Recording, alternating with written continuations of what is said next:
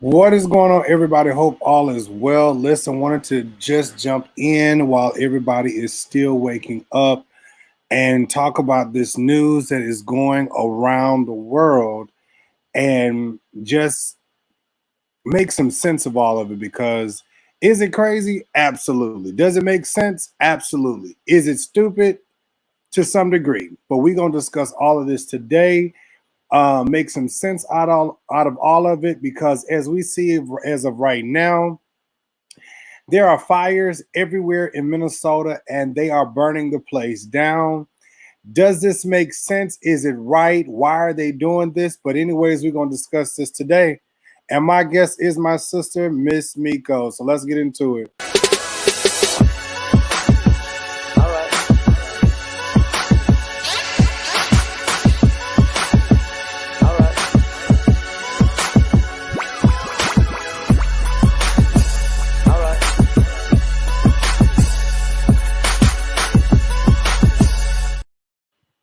All right, y'all. Listen, so I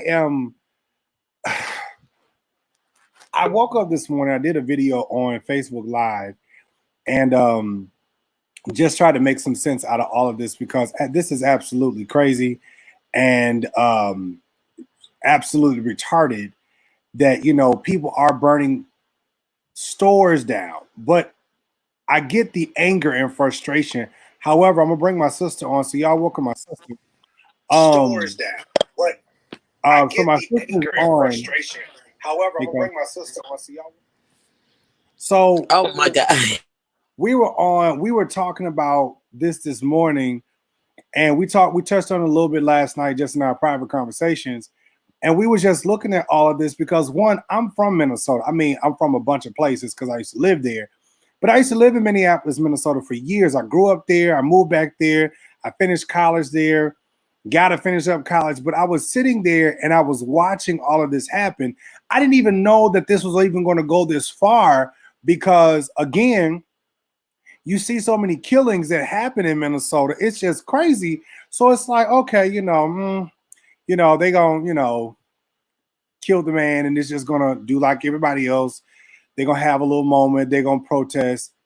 But this situation has gone around the world.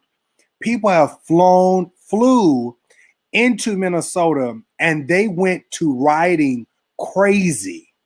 And even some people that I know from the church scene, Pastor Carmen Means, she was out there. She was protesting and everything. And somebody asked me, was I coming to Minnesota? I was like, no. But the thing that I'm sitting here wondering is, why are y'all burning down grocery stores? Now, I can understand cup food. Miko, you there? I can understand cup food. Yeah, I'm listening. I'm letting you roll, bro. I can understand cup food, because that was kind of like how everything got started. But please explain to me why y'all went to Target, which is, I know where this Target is at. This is on Lake Street. On Lake Street, you get off the bridge, you get off on Lake Street, and then you make a left, and that Target that's right there on Lake Street. I'm trying to understand why y'all didn't burn down a grocery store, y'all didn't burn down Target. So after all of this situation is over, mind you, we are still in a pandemic. Please explain to me why y'all burning down a grocery store. I mean, y'all did a whole grocery store and y'all done went to Target, I think Walmart. Then they told me last night that they went to Mall of America. I said, what is the purpose of burning these buildings down? And then what's so funny is the government is going to pay to rebuild all of this stuff. And so we're going to get into this topic of George Floyd, because honestly, this is a stemmed situation from a long time ago. We can go back as far as talking about Trayvon Martin, because Trayvon Martin was a senseless killing. Trayvon Martin was a senseless killing. And then the Mike Brown and the Sandra Bland and just all of these people, it was another guy, Castro. I think his name was Castro. It was another guy that was killed similar to this one in Minnesota the same way. And it's just like dang, like what is really going on in Minnesota? But anyways, my sister's here and I don't want to take up too much time. I want to get her feedback and we're going to talk about this. So go ahead, Miko. You got your perspective. I think everybody has a perspective when it comes to this. So let's just state some facts, first of all, in the show while we having this conversation. Number one, there was a black man by the name of George Floyd. And I even hate to put the description of this man. This man was still just a man. Because as I see these riots and things, you see people of all color. You see people that make videos of all color that are disgusted at what had happened. So with this white officer with his knee, I really see some mental issues that was going on. You could tell in his face the way he was just sitting there on that man's neck. But this man did die. And he did not have to die. And that's a fact. Okay. Now, I'm sorry, Nico. His name was Philando Castile. That's his name. His name was Philando Castile. The other guy, the other gentleman from Minnesota. Go ahead. Yes. So, read the post.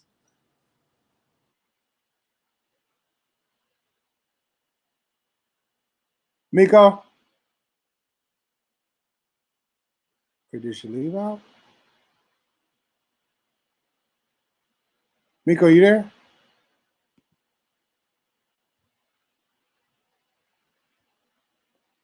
Okay, I'm not sure if her mic went out or whatever. Afghanistan, they are relentless and have beaten every foe that tried to conquer them because they won't give up under no circumstances. Read the post to include yours. Mentally, most blacks, to include you, judging by your posts, are already beaten. If the oppressors see you are willing to do anything, you will not stop. Okay, so let me tell him, hold on. I'm addressing. Wait, somebody said what? Yes, hold on. Live right now. Join me, brother.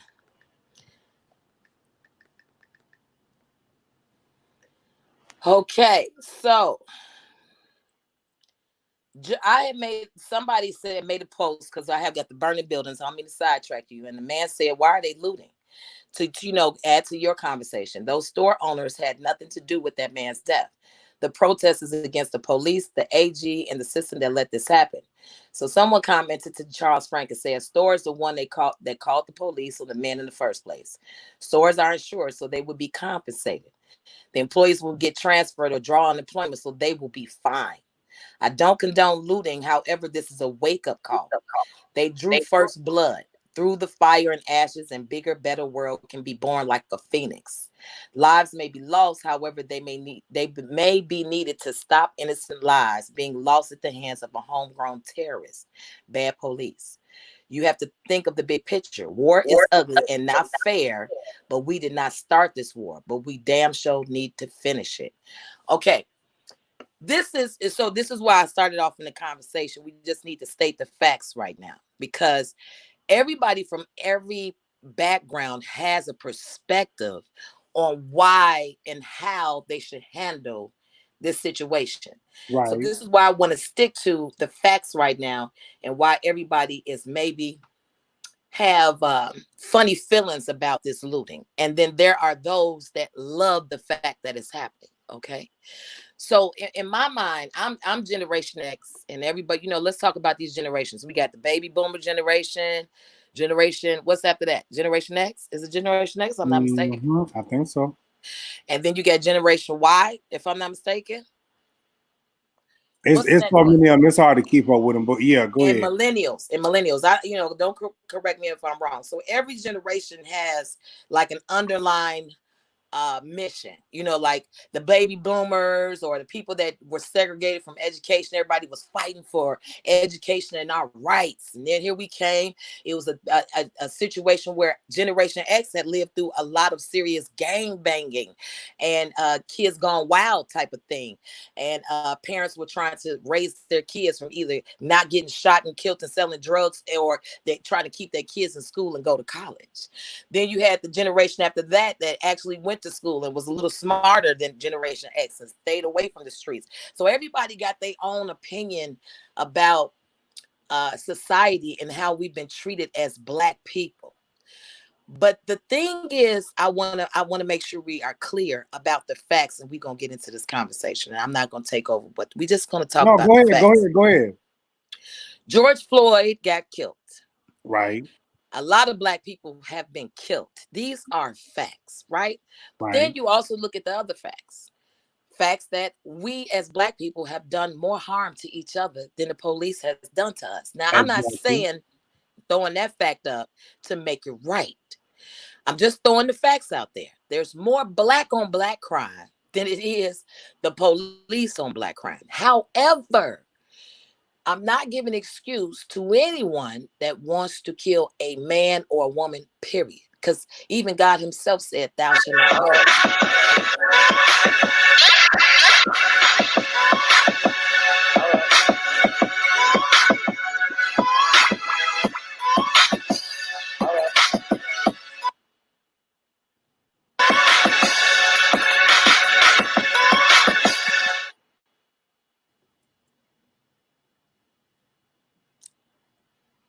What happened?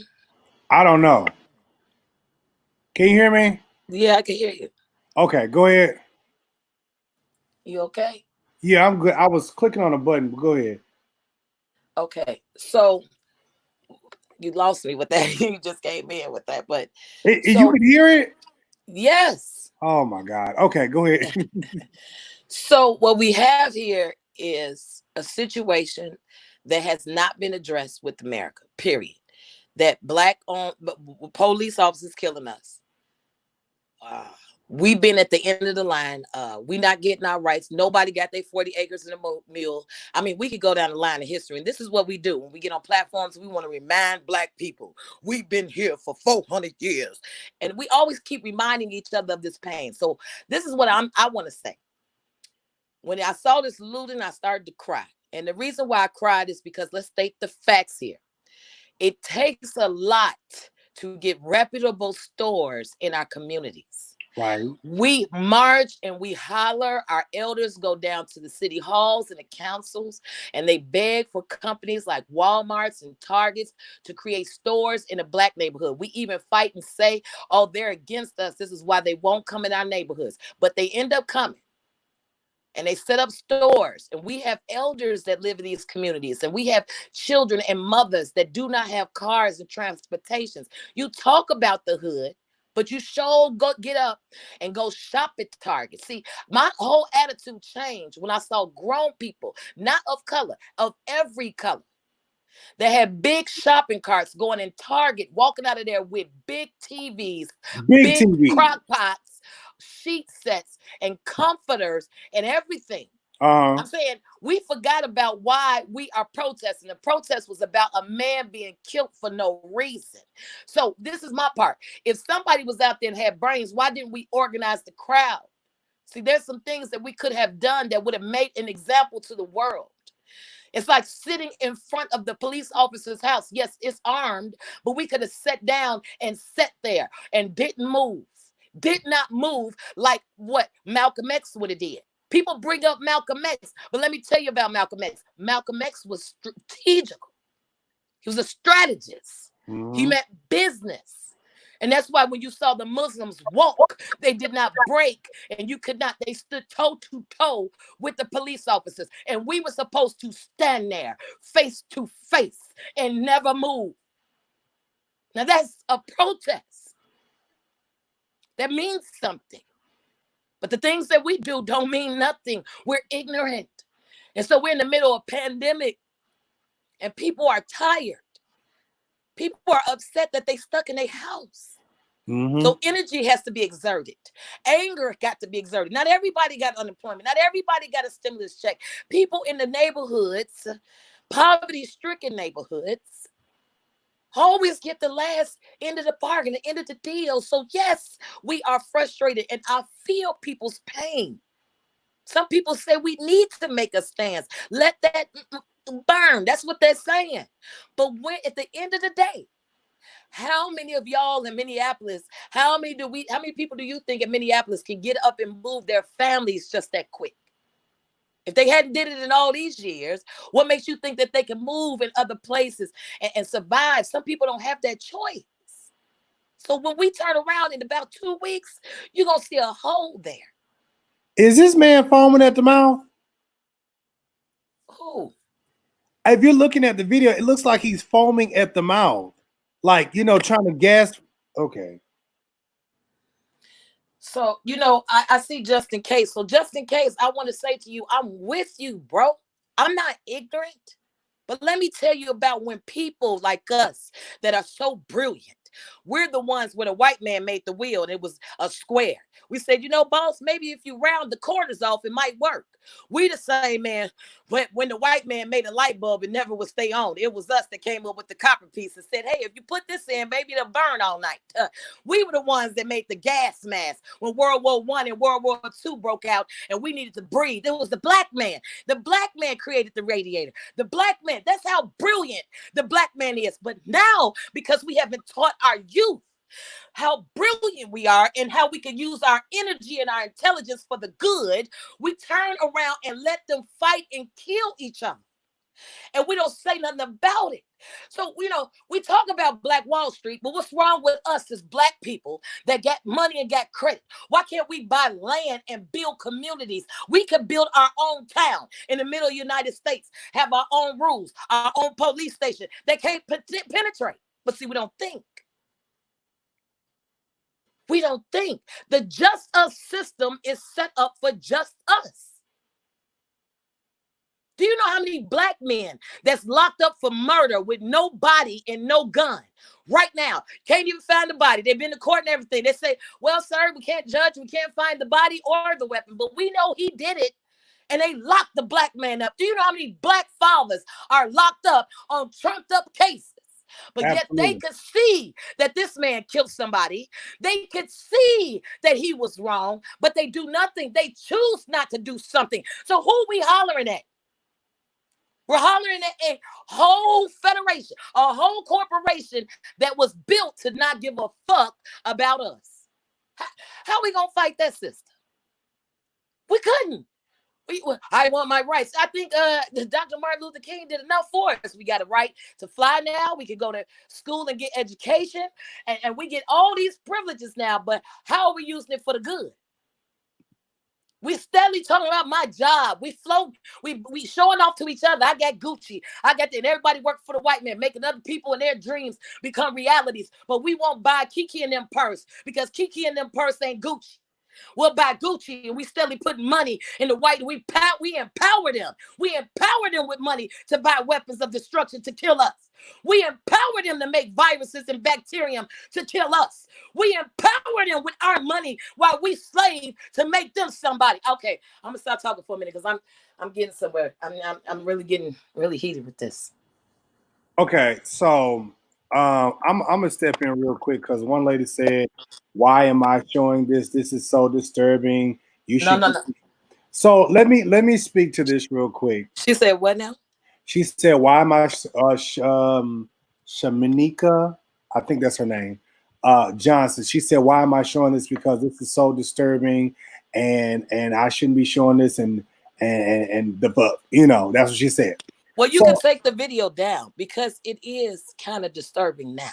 No. Let me make this point. But the videos keep playing though. Let me make this point. I get what you're saying, Miko, but here's what I'm saying. Let me make this plain real quick, and that is this. Because of this action right here, Minnesota's being burned down. Minnesota's being burned down. But listen to me. It's showing. I get where you're about to go. And I ain't trying to be rude, but I get where you're about to go. But instead of us attacking, and this is just me, because I'm with this. Instead of us attacking the police stations like they did, and I think they burned them and broke in them and broke the windows and did the police cars and everything like that. They did that. They got SWAT teams and SWAT cars and all this other stuff like that all around this man. This man who has his knee, the one we're looking at right now, the man who has his knee on George's neck. They have SWAT teams around his house to protect him. Mind you, this man and this little Chinese man right here, whatever he is, they are the ones who killed this man on the ground right now. So the reason why I keep showing the video is to make sense. Minnesota is protecting the killer. Minnesota is protecting the killer, but the killer has sat here and in front of our very eyes have killed this man. And we can't get a hold of him. He's not in jail right now. If we get a hold of him, what are we going to do? We're going to kill him? Do you understand what I'm saying? And all I'm saying about the video right now is that it's disheartening, because now that we've seen it, it's like a lot of people don't want to see it no more. This man is dead on the screen, G. We're replaying a murder over and over again. It's like we saw it already. This is why this is why our people are upset. This is why I can agree with Just In Case. I get it. It's time to make a stance, but this is what I want my people to do. Now that you woke up and know that, what we gonna do? We ain't gonna do nothing. I'm gonna tell you what's gonna happen. You know what? This is hard reality. The stores are gonna be burnt down. Everybody gonna be back in the community, got their babies in the little walkers, and they're gonna be walking around looking for a store to go get some Doritos and some noodles and pork and beans and hot dogs. Everybody gonna be like, oh, what we gonna do? And the police gonna get even angrier. They're gonna instruct more rules. They're really gonna be harder on people. People gonna find it hard to get aid and assistance because the money is gonna be tied up in restoring these communities some type of way. This part. Then there's a lot of Black people that work for the city that's gonna come around and clean up the garbage because the garbage act like ain't nothing happened. And they gonna act like it ain't nothing happened. You got Black people that's in the police office station, they still gonna work. You got people that's in the garbage and the streets of sanitation, they still gonna work. They still gonna get up and say, I ain't gonna lose my job. Folks getting up and trying to go to work right now. Some people lost their jobs. And I see people say, oh, unemployment. See, how hard is it for people to get jobs? We're talking about soda pop. We're talking about Minneapolis. This is the place where a lot of people ain't from Minnesota. Right. They're not from Minneapolis. They came there to sell drugs. Little mamas had 5 They migrated there years ago. That's right. They found out that they could get housing. They found out they get more food stamps. A lot of people migrated because the housing was cheap. And now it's a lot of Black people there. And so if you notice, when we used to go to Minnesota, it used to be no stores on the highway. Now the whole highway, welcome to Minneapolis, is lit up. Nothing but stores now. It done came up. I drove up there last year and I said, wow, Minneapolis changed. They got a lot of stores. They done came up. TGIFs and Red Lobsters and all types of stuff off the highway. The roads was even larger. I mean, they really are expanding. They even got gated communities and people got a chance to own homes. And they even say that Minnesota and Minneapolis is one of the safest places in Milwaukee to stay. That's what they say. Well, see, here's the thing. I used to live there and I went to school there. I lived there when I was a little boy. I went back some years ago and I finished up college. Here's my thing right here. I get why people are upset. And we should all get that because they killed the man right in front of our very eyes. Mm-hmm. Everybody's not bad because as we can see from even the protesters, you had people of all races, all nationalities out there protesting and marching and even looting and everything like that. But see, my thing is, what is the purpose of the looting? Because to me, that's the ignorance. Why are you looting? Why are you destroying the stores when y'all should be at the police stations? And then this another thing somebody brought up about the loot. Because see, while all this ignorance is going on, while we out in the streets looking like wild animals, you better believe that people are going to set arson to their buildings. Because somebody made a comment, it made sense. Because a lot of people have an opportunity to file claims now, insurance claims, and move up out of there and say that they burnt my building down. Look at what they did to Target. Target's cameras is on. They got everybody flying in and out of there. Y'all may think that you got away with murder, but they looking. And this is all going to the insurance companies. They all gonna get their check and they gonna move out to town. People say the Arabs. But see, this is how franchises work. Cub Foods and Target, some of these places are franchises, and you can have an opportunity to own these stores. And so you got Arabs that know how to talk to Black people, and they're not afraid of Black people or communities like that because they come from that. They're immigrants too. So they set these stores up. Now, this is real business. This is not no fairy tale. This is business. So they're franchising places, and we saying, oh, fuck them because they called the police. Okay, why did they call the police? I don't know. But at the end of the day, I did see somebody come out the store. I think it was the son of somebody, and he was coming out trying to say something about what happened in the video. And the guy that kept saying, no, he's trying to kill him. And I'm in the training thing. He told the little boy to shut up. Do you remember that in the video? I didn't see that. See, that's the part. See, everybody was just looking at the death, but I'm paying attention to everything that's going on. The man that was actually talking and standing up for the man that was being killed, he said, hey, I'm training for the police now. And somebody from the store came out and he was trying to explain why they called the police on this man. But things turned deadly. And even one of the workers had to come out and talk to the news station, and they gave up the video. That's how they got all sides of the footage on how the police walked them around, walked them on the sidewalk and everything, because they couldn't believe that they killed him too. So, you know, this thing went from 0 to 50 real quick. It just went from 0 to 50. So imagine if you had a store, right? And something happened in your store, DeMario. And say, for instance, you didn't know what to do. You called the police, right? Police come, but you ain't responsible for how the fuck the police is acting. They came and started acting guerrilla. This dude was guerrilla. So how do we think that the Arabs called the police to kill this man? It's the actions of the police that did this. Do you understand what I'm saying? See, like we can't add that part up. So we as the people, we getting tired and we getting frustrated because yes, the justice system is built to kill just us, to break up our families, to put our families in jail, to throw cases on our Black men, to make them look like we're animals. And then, you know, what can you do when you keep hitting and you don't feed a pit bull? I know about killer bulls. I don't know if nobody ever fought pit bulls, but if you want your pit bulls to win in the fight, you don't feed them. You stomp on their feet. You agitate them. You get them angry. So when you let them loose to fight, they coming out to kill.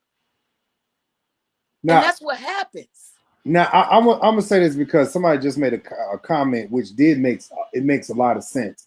Now, I'm from Minnesota, and I lived downtown by the college, MCTC, and I was probably like 5 minutes from Northside Minneapolis. And every day, if not every other day, all you hear is gunshots.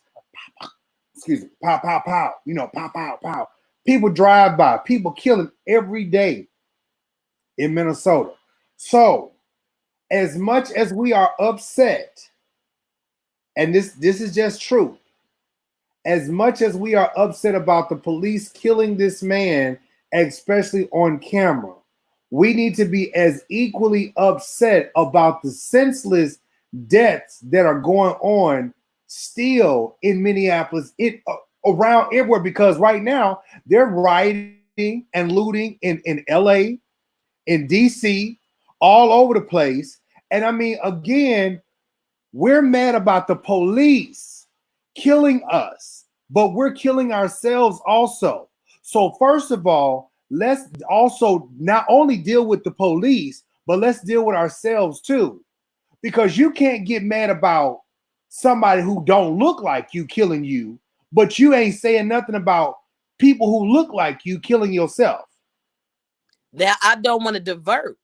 Now, I'm with you on that. But in this conversation, I don't want to divert. Right. Because it is facts that they had no business killing that man. Exactly. Like with everybody else that died. Exactly. Even we still dealing with the young man that was jogging in the neighborhood. We still dealing with that.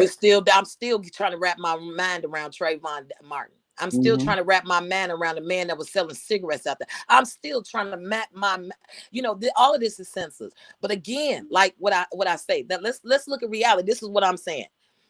What have they done to any of those cases? George Zimmerman is still out here, still making threats, still rolling around with guns. We protested, we wore sweatshirts, we hollered, we marched, we did all that. And the man but what happened? The man's free. still out here. What happened to the man with the cigarettes? We forgot that. We forgot that real quick. Did nobody stand up for him? We didn't do nothing. We allowed the government to just forget that. And it's been years that passed. Okay, let's keep going down the line. Look at Sandra. The girl that was coming from, I forgot the town and try to move into Texas or something. I forgot, Detroit or whatever the case. Don't quote me. I'm wrong on the states. But I know her name was Sandra. She ended up supposed to be killing herself. Right. She killed herself. What happened to that? It was clear that she was alive when she went in. These are things that we see with our own two eyes. So what I'm saying is, when we march and we holler and we did all this for all these people, what did the justice system do to us? What did they do for us? What did they do? They compensated the families with a little check because they sued them. Sometimes you don't even hear the families speak anymore. That part. See, we don't want to talk about that because a lot of families, they try to sue and then they get taken care of and you don't hear about the case no more. See, we don't want to talk about the real. It's going to hurt. It's really going to hurt when you find out how many people accepted the check for their family's death. Right. That part. That's the truth. I agree with you because look at Kanika Jenkins. She got killed, and her mom and them got a check. We still don't know nothing else. So what I'm saying is we do all this for what? So here we are, we mad, and we the first thing we think about is, I'm finna go get me a TV. Now I ain't gonna lie. If I was there, I probably would have tried. I'm keeping the truth. It's flesh. The flesh. You're like, I'm just going to get one TV. That's it. Let's stay focused. This is about George Floyd. We just going to get this toaster. So it kind of creeping everybody. So, I can't talk about people that are living in that moment.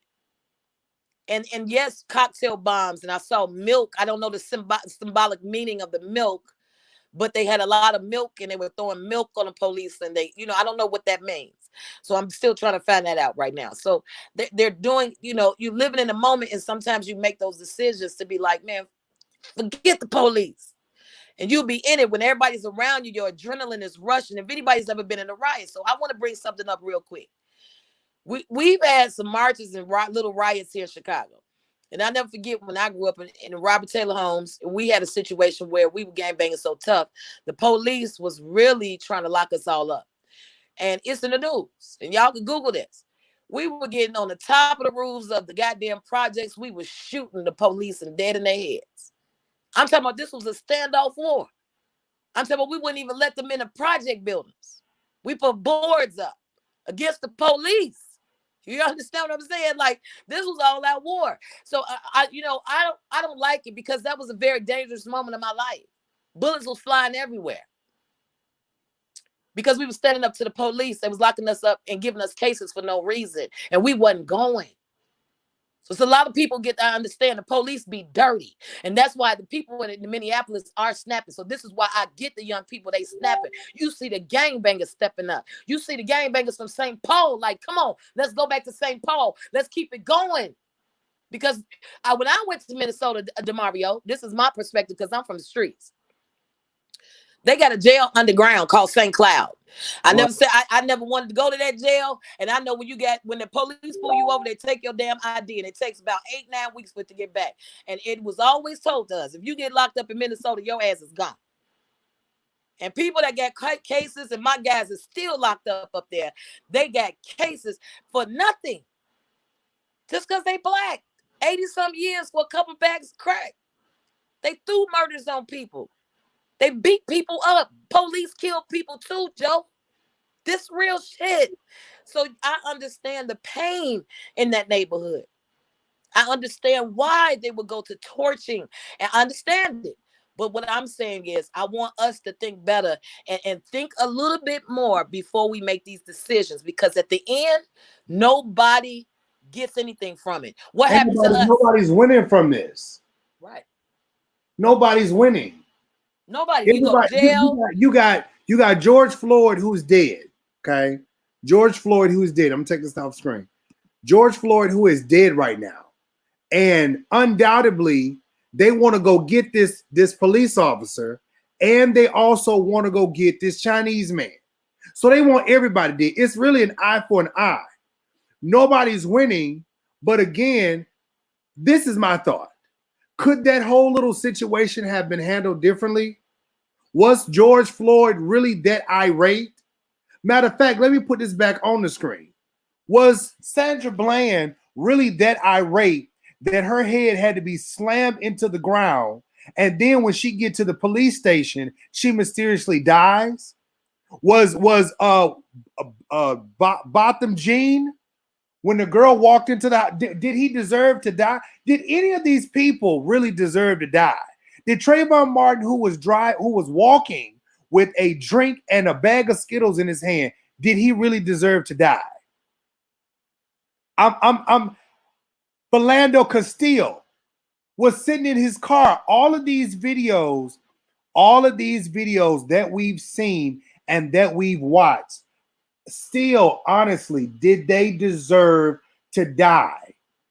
Now, mind you, this is my thought, and I'm logically thinking here, and I just, in my mind right now. What if all these faces were white people? What if all of these faces were white people who were killed by police officers? What if, just think for a second, like, indulge me for a second. What if all of these people and these faces that we're looking at right now were white? Would the white community come out? Would they protest? Would they have a problem? Would they act as if they're acting right now? Because we're being shot down like dogs. We're being killed like animals. We're being held down and we can't breathe. But you got police officers in New York City who are out mocking this situation and wearing sweat and t-shirts saying, I can breathe. I can breathe. So now it's a laughing situation now for white people. But again, if all of these faces that we're looking at right now were white, what would be the response? Now that's just something to think about. If all of these faces were white and the police did this to your children, if Trayvon Martin wasn't Trayvon Martin, it was Sean Martin, and he was a white boy on his way home. Right. And you know what, DeMario, I don't mean to cut you off, but my thing is with all these deaths, it's like really sad. And I don't like to rehash past it's like that because it triggers something. And what I'm into is resolution. Do you understand what I'm saying? Like, I'm waiting for the day for us to, as a people, to really wake up. And waking up is not torching places. Waking up is not finally getting together and being part of destruction. It's so funny to me how we're quick to go fight somebody. If you look at all the viral videos, you'll see a crowd of us seeing somebody to destroy somebody, to hurt somebody, to kill somebody. We crowd around seeing people locked up. We pull out our phones. Every time it's negativity, we get in crowds.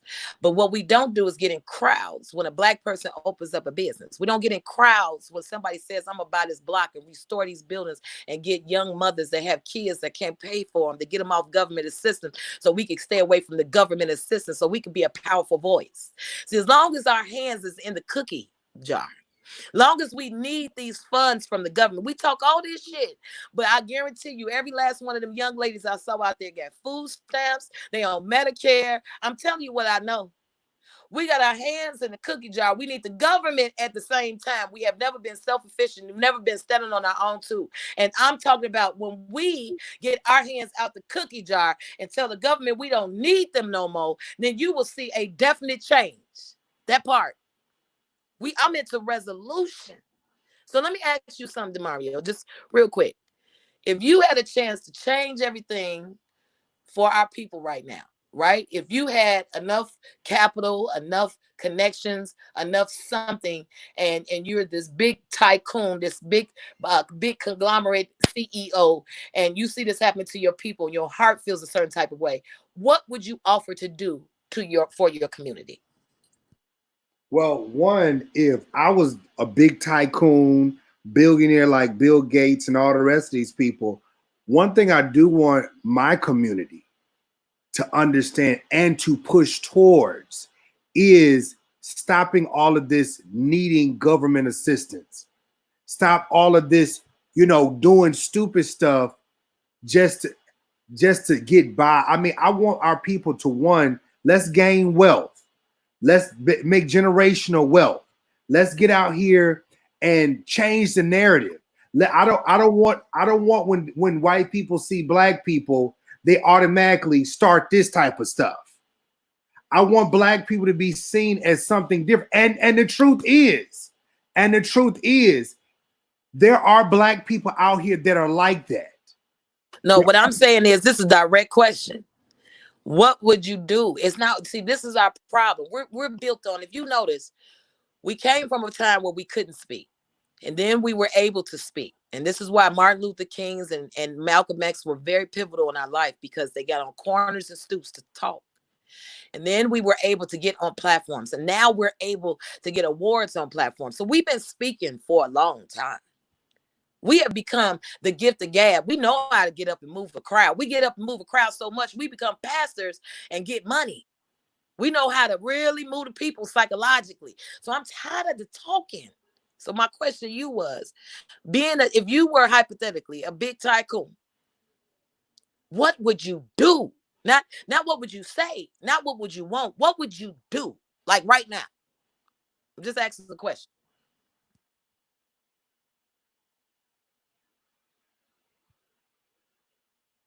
I mean, honestly, I don't know. Like, I mean, it's so much that could be done. There's so much stuff that could be done.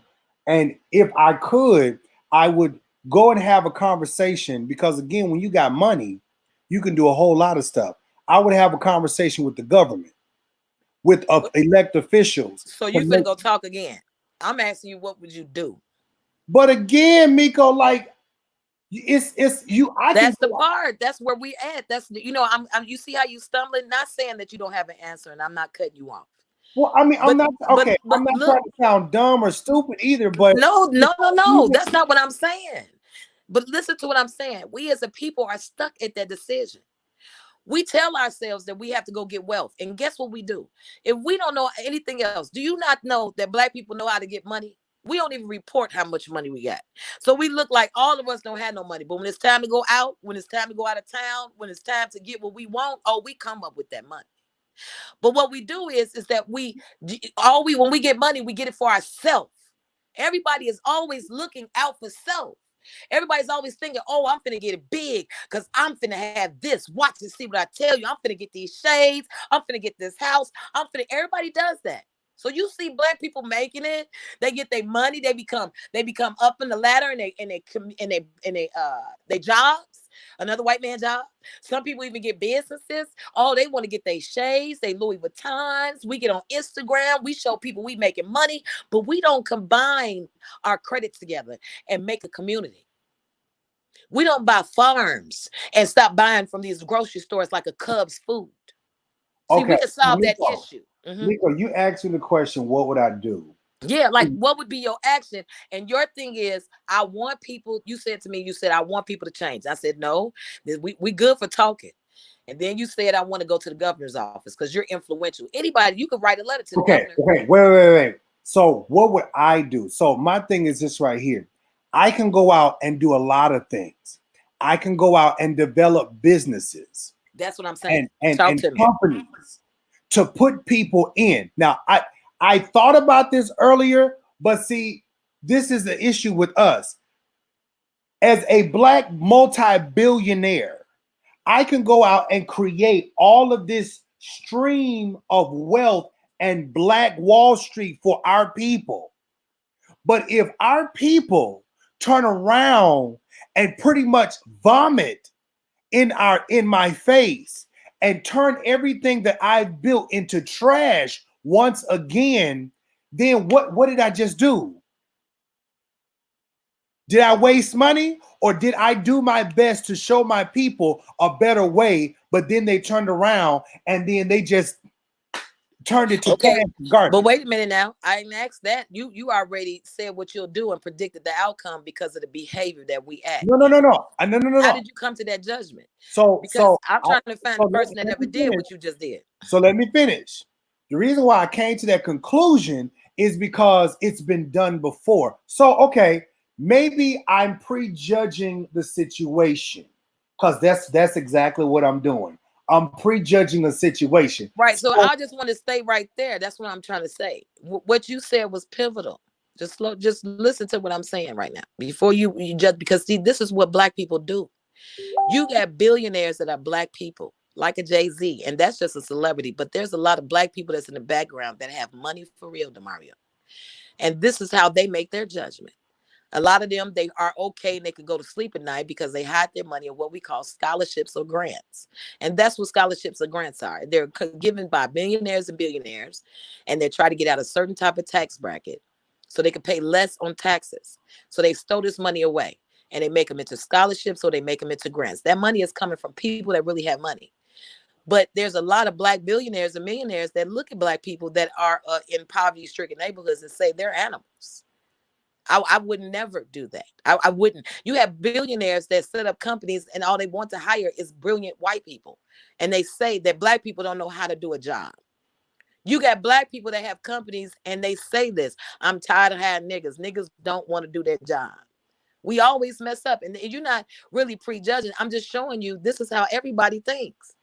And where does that come from? It comes from the behavior. So behavior like this, burning down towns and cities, you can see that there's millionaires and billionaires that's watching the news all over the place, looking at this behavior, and it's adding to the psyche. It's adding to the psyche and making people okay on why they make the decision on not investing Black. You got people all over the internet that say, this is why I don't buy Black. They make complaints all the time. Y'all got attitudes. You never have nothing in order. You don't do things on time. You right. We can make that judgment based on what has happened in the past. But again, right? You know, what your solution would be. That is the solution. That's the solution. But how many people really did it because of their prejudging? I ain't met nobody except for that little girl that had oil in her backyard. And I think it was in Ohio. I forgot what it was. And that's where Black Wall Street was born. Because they were the richest community. They had all the banks and all the schools and everything. And so the white man got jealous and burnt that motherfucker down. True. So what I'm saying is, who has done it? When that was provided, you can see that we were flourishing. You can see it with the pictures that if we were to do it again, we would flourish. But what happens is we prejudge each other. We all are guilty of it. I'm guilty of it. I do not go to Walmart in the hood. I stay shopping where people are decent and in order because of the way we act. And we got to admit that. And that is not for everybody. Mm-hmm. So when we do get stores in our neighborhoods like that, and we do get a chance to get big conglomerate companies to say, you know what, let's put a Target there. You know, you're right. They do spend money with us. And then we do stuff like this. We forgot about George Floyd. We forgot about everybody you put on the screen. It's at the end of the day, it's about getting money, going home and watching TV and Netflix on a big screen you got for free on the looting of George Floyd in 2020. I can agree with that. And to be honest with you, I'm guilty of it too. Because me personally, there's a walk where I live at. I don't live in the hood, but I live right between going to the hood Walmart or going to the Walmart that's maybe like 3 more minutes away from me. And I'll go to that Walmart because I ain't got to deal with us. Because I ain't got to see Shanique with them and they loud children and carrying on. I want to go in, get my little, snacks and little dibbles and carrying on. and going out of there. And somebody just made a comment and said, and that was a great comment. She said that they made us who we are. Exactly. I mean, it's Exactly. true. But understand why? Because we got our hands in the cookie jar. Look at all the young sisters that are having babies and they don't have the right type of income to buy their own homes yet. Well, if we're gonna talk Wait, about wait, wait, wait. they Listen, made us, if we're gonna listen talk to about me. that's Listen what to they me. made us, then we're gonna talk about the Willie Lynch letter. And if we're not gonna change that narrative of looking at each other crazy, then us even getting out here fighting, looting, and anything like that, we wasting our time. So it's not about that. But what I'm saying is, listen, we can't make change if we're steadily asking the abusers for help. Listen to me. If a man is whooping your butt, young lady, you gonna turn around and ask him for $10 for your rent? That's what we do.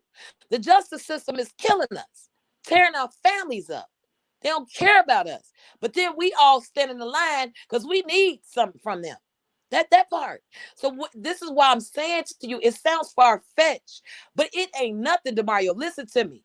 If we were to change our behavior, listen to me. All those people that came out for that riot in Minnesota, if they had got together and stood together and pleaded to Black people with money in a peaceful organization, stood toe to toe to the police officers, not doing none of this, and making videos to people, Black people with money to help us, you don't think that people will start moving?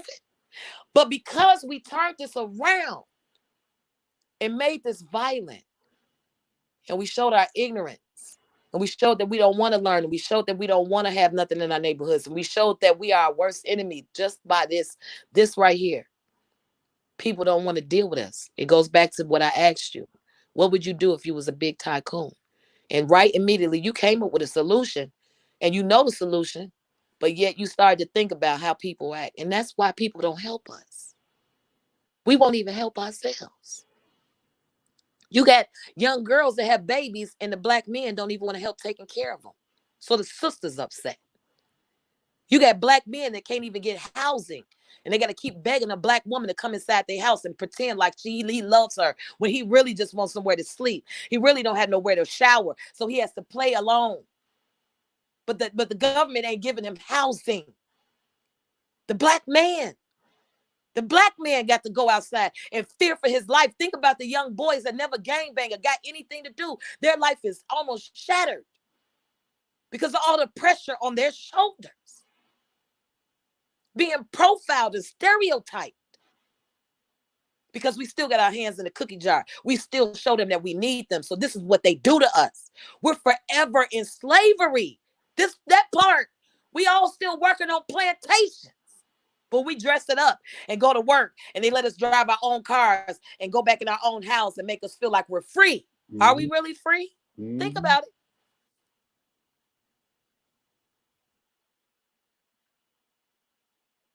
Somebody said it is ignorant for people to express their fear and frustration of being subjected to inhumane treatment. Okay, I'm still trying to understand what the heck that was talking about. But here's my thing. And this is the reason why I made the statement earlier, and I gave what I would do, and then I also came right behind that and said what I said. Well, let's look at this, because me personally, I want Black people to take a look at ourselves. And somebody said we should stop complaining and stop praying. Okay, that's a whole nother topic right there. And listen, that's gonna take me down. Wait. We're not complaining. Not right now. Right now, we stated facts. We're not complaining. Right. And hoping that someone is listening, because we're also providing resolution. So if all you hear is complaining, that means your ears are itching. You're not trying to hear the truth. And the truth of the matter is, a lot of people that were Black were killed by the police. Number two, we have to come up with a resolution that makes sense and not things that's going to destroy our communities. So what we're doing is just, if we were big tycoons and had the connections, what will we do? Because we have to provide a resolution. And we as a people need to stop doing this. Coming in comment sections, saying ignorant things to each other, instead of learning to be in a platform and having an adult conversation, because this is a table discussion. Everybody's having this discussion and people's brains are turning. There's somebody out here that God has raised up to make a change. There's people out here buying land for real. Let's not forget, there are Black people trying to make something happen behind the scenes, but yet they're not being televised. So let's go back to this. Now, you asked me the question and I gave my answer, and then I also added a little bit more to that. And let me just make it plain so that there can be an understanding to my point and then what's all the problem. So in different neighborhoods, and especially I know in Minnesota, they built new apartment complexes. Matter of fact, this is the way they did in Minnesota. There was a Jewish community, and then there were the Black communities, there's a Chinese community and everything like that. So they started moving people around. They started moving the Black people away from, I think it was, I'm sorry, the Jews were in the north side. And then next thing you know, the Blacks started moving to the north side because it was really nice.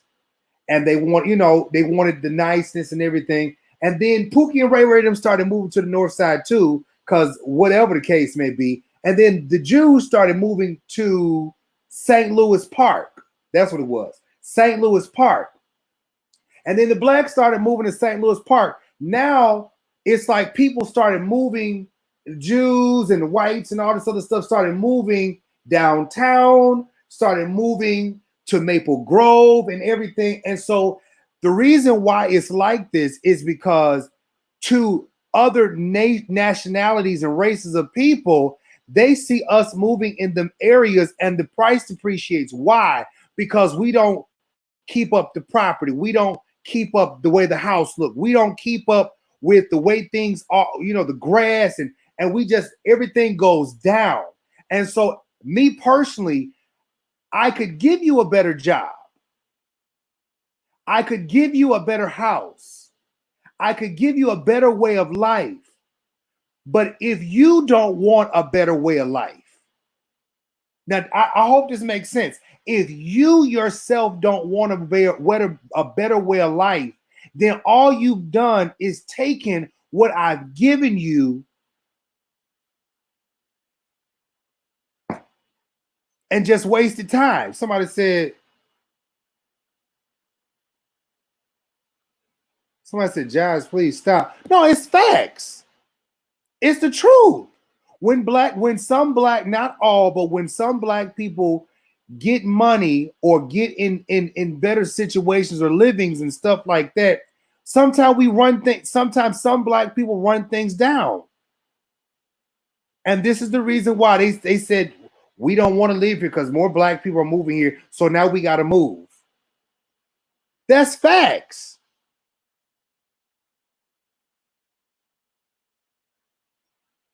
Somebody said I'm being judging of people. No, that's the truth. That is the truth. Now, somebody said about the Black Panther movement. Now, where are these comments coming from? They're on lost. YouTube. They're on YouTube. I'm looking at them now. So, and you should see it on your if you look at your phone, you'll see all the comments together. Now, me personally, I'm gonna say it like this. I remember, well, I wasn't alive then, but I do remember the Black Panther movement. The Black Panther movement was helping and was giving back and was helping our people. But what happened? Nico, you was around during that time. What? I had to get to this other screen. What did you say now? I'm sorry. Okay, so you remember the Black Panther movement? Yes. And how they were giving food, they were helping people, and they were getting people off their feet. What happened?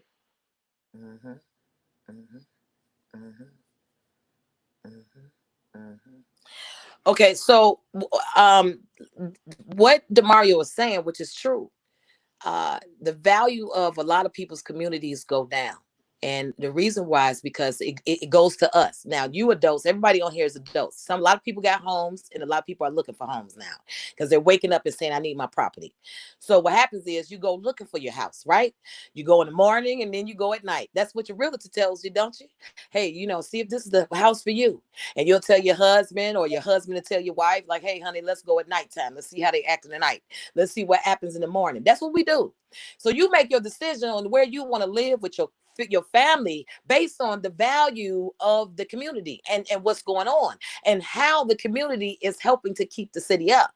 Now, in a lot of cities, the city don't own a lot of property. They own maybe the front yard to the curb. You got to get the plans of the city and how it's mapped out. And then the city says, whoever owns this land, you're responsible from this sidewalk to the back of your alley or the back of your garage. I know what I'm talking about. So what DeMario is saying is a lot of us don't care about how our houses look. The weeds grow high. People hanging out, smoking and drinking. Folks don't have no jobs. People on the block mixed in. Some communities, not all. And people that work and can only live in these communities, they get robbed while they gone to work. And then when you come back, nobody knows nothing that happened. So the value of the property starts to go down. So a house that may be $70,000 or $39,000 in one community may be worth $180,000 in another community. Built the same way by the same architect, got the same type of rooms and bathroom, but that same model of home may be thousands of dollars cheaper in certain neighborhoods and worth more in other communities. Why is that? Because of the way we treat our community. That part.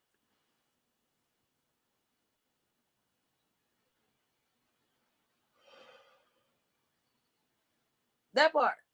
So, I don't know why people don't think that the value of your property goes down. Why do you think when we grew up, we saw Mr. Johnson always mowing the grass and telling you to stay off his grass? Why do you think Miss Flores, that was at the end of the corner, was always guarding whether or not you roll down the alley correct? You won't roll on her grass and you don't come down that block and have good noise. Why do you think neighborhood clubs were built?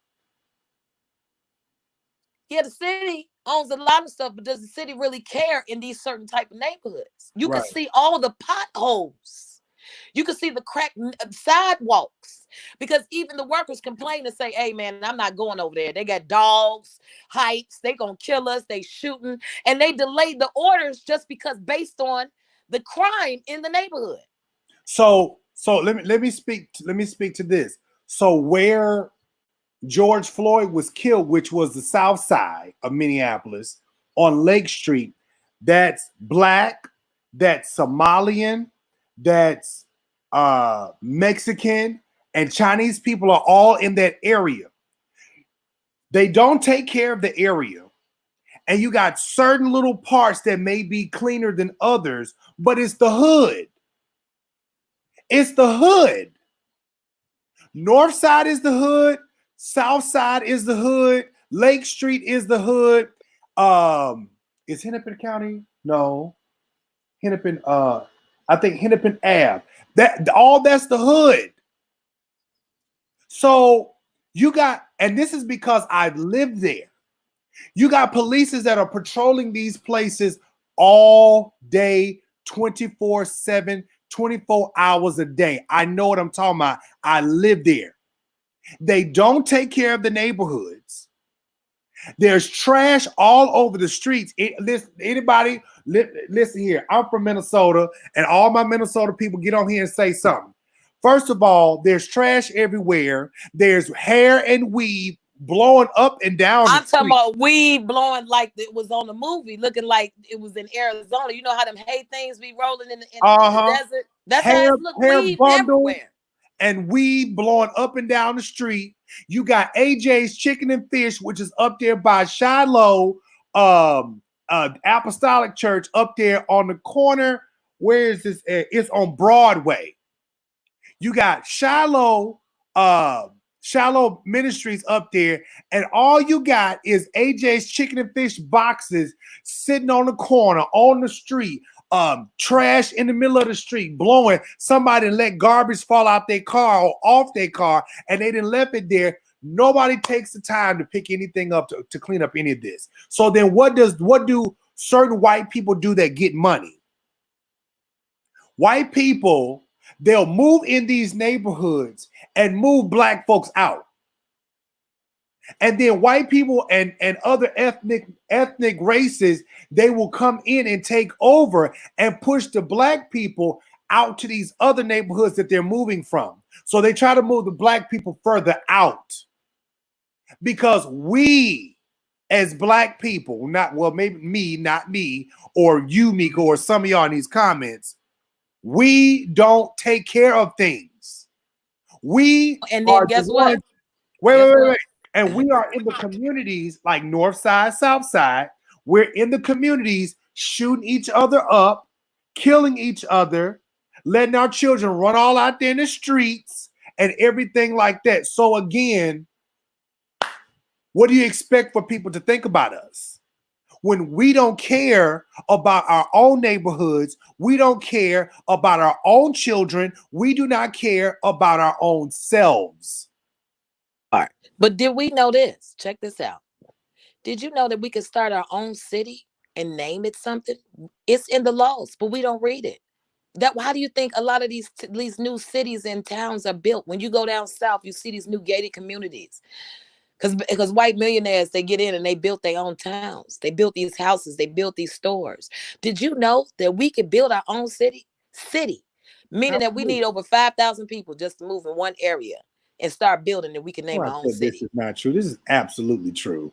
What? Somebody Fire I Shot O said this is not. I lived in Minnesota. What are you talking about? Wait a minute. Don't even think about that. Listen to me. We're talking about resolutions. Stay focused. A lot of people just coming for this. This is a serious situation. We're just not talking. We got to provide somebody. We got to put it out there in the atmosphere to get people's wheels turning right now. You're using your platform for good. We're talking about good stuff. And we're just not talking about it to make it an issue, because that's what we do on our platforms. We just talk to talk. Right now, we need to provide resolutions. And somebody in your comment section is saying something to you. He's saying, start a black fund. Right. And see, let me tell you something. See, this gets some people's wheels turners. We are creative by nature. If we were to get quiet and meditate, let me tell you something. The universe, God is going to talk to you. He's going to give us solutions. He's already gave us directions how to get around, but we always take this situation, take the 40-year route. And when in reality, we could turn this mountain in 4 days. That part. We're so hard-headed that we don't see that we have power. There is powers in numbers, but we reflect it differently. Let me tell you something. If everybody was to think about all the expensive stuff they bought, if you were to take that money, instead of spending $1,000-something on a Louis bag and invest in somebody's business, you will see more people go to the business if they had the money to make it look good. But black people have to start at the bottom. So we don't frequent them. So we frequent the white people because they make it look good, when all they selling is Chinese stuff. And we go to China and buy up everything for 20 cents and come back and make our own targets. We could actually buy our own farms and create our own agriculture. We are smarter than this. So this is why we need resolutions. And it's not just in Minneapolis with the segregated communities. It's everywhere, DeMario. Absolutely. It's in Chicago too. We let our property go down everywhere. This is what we do.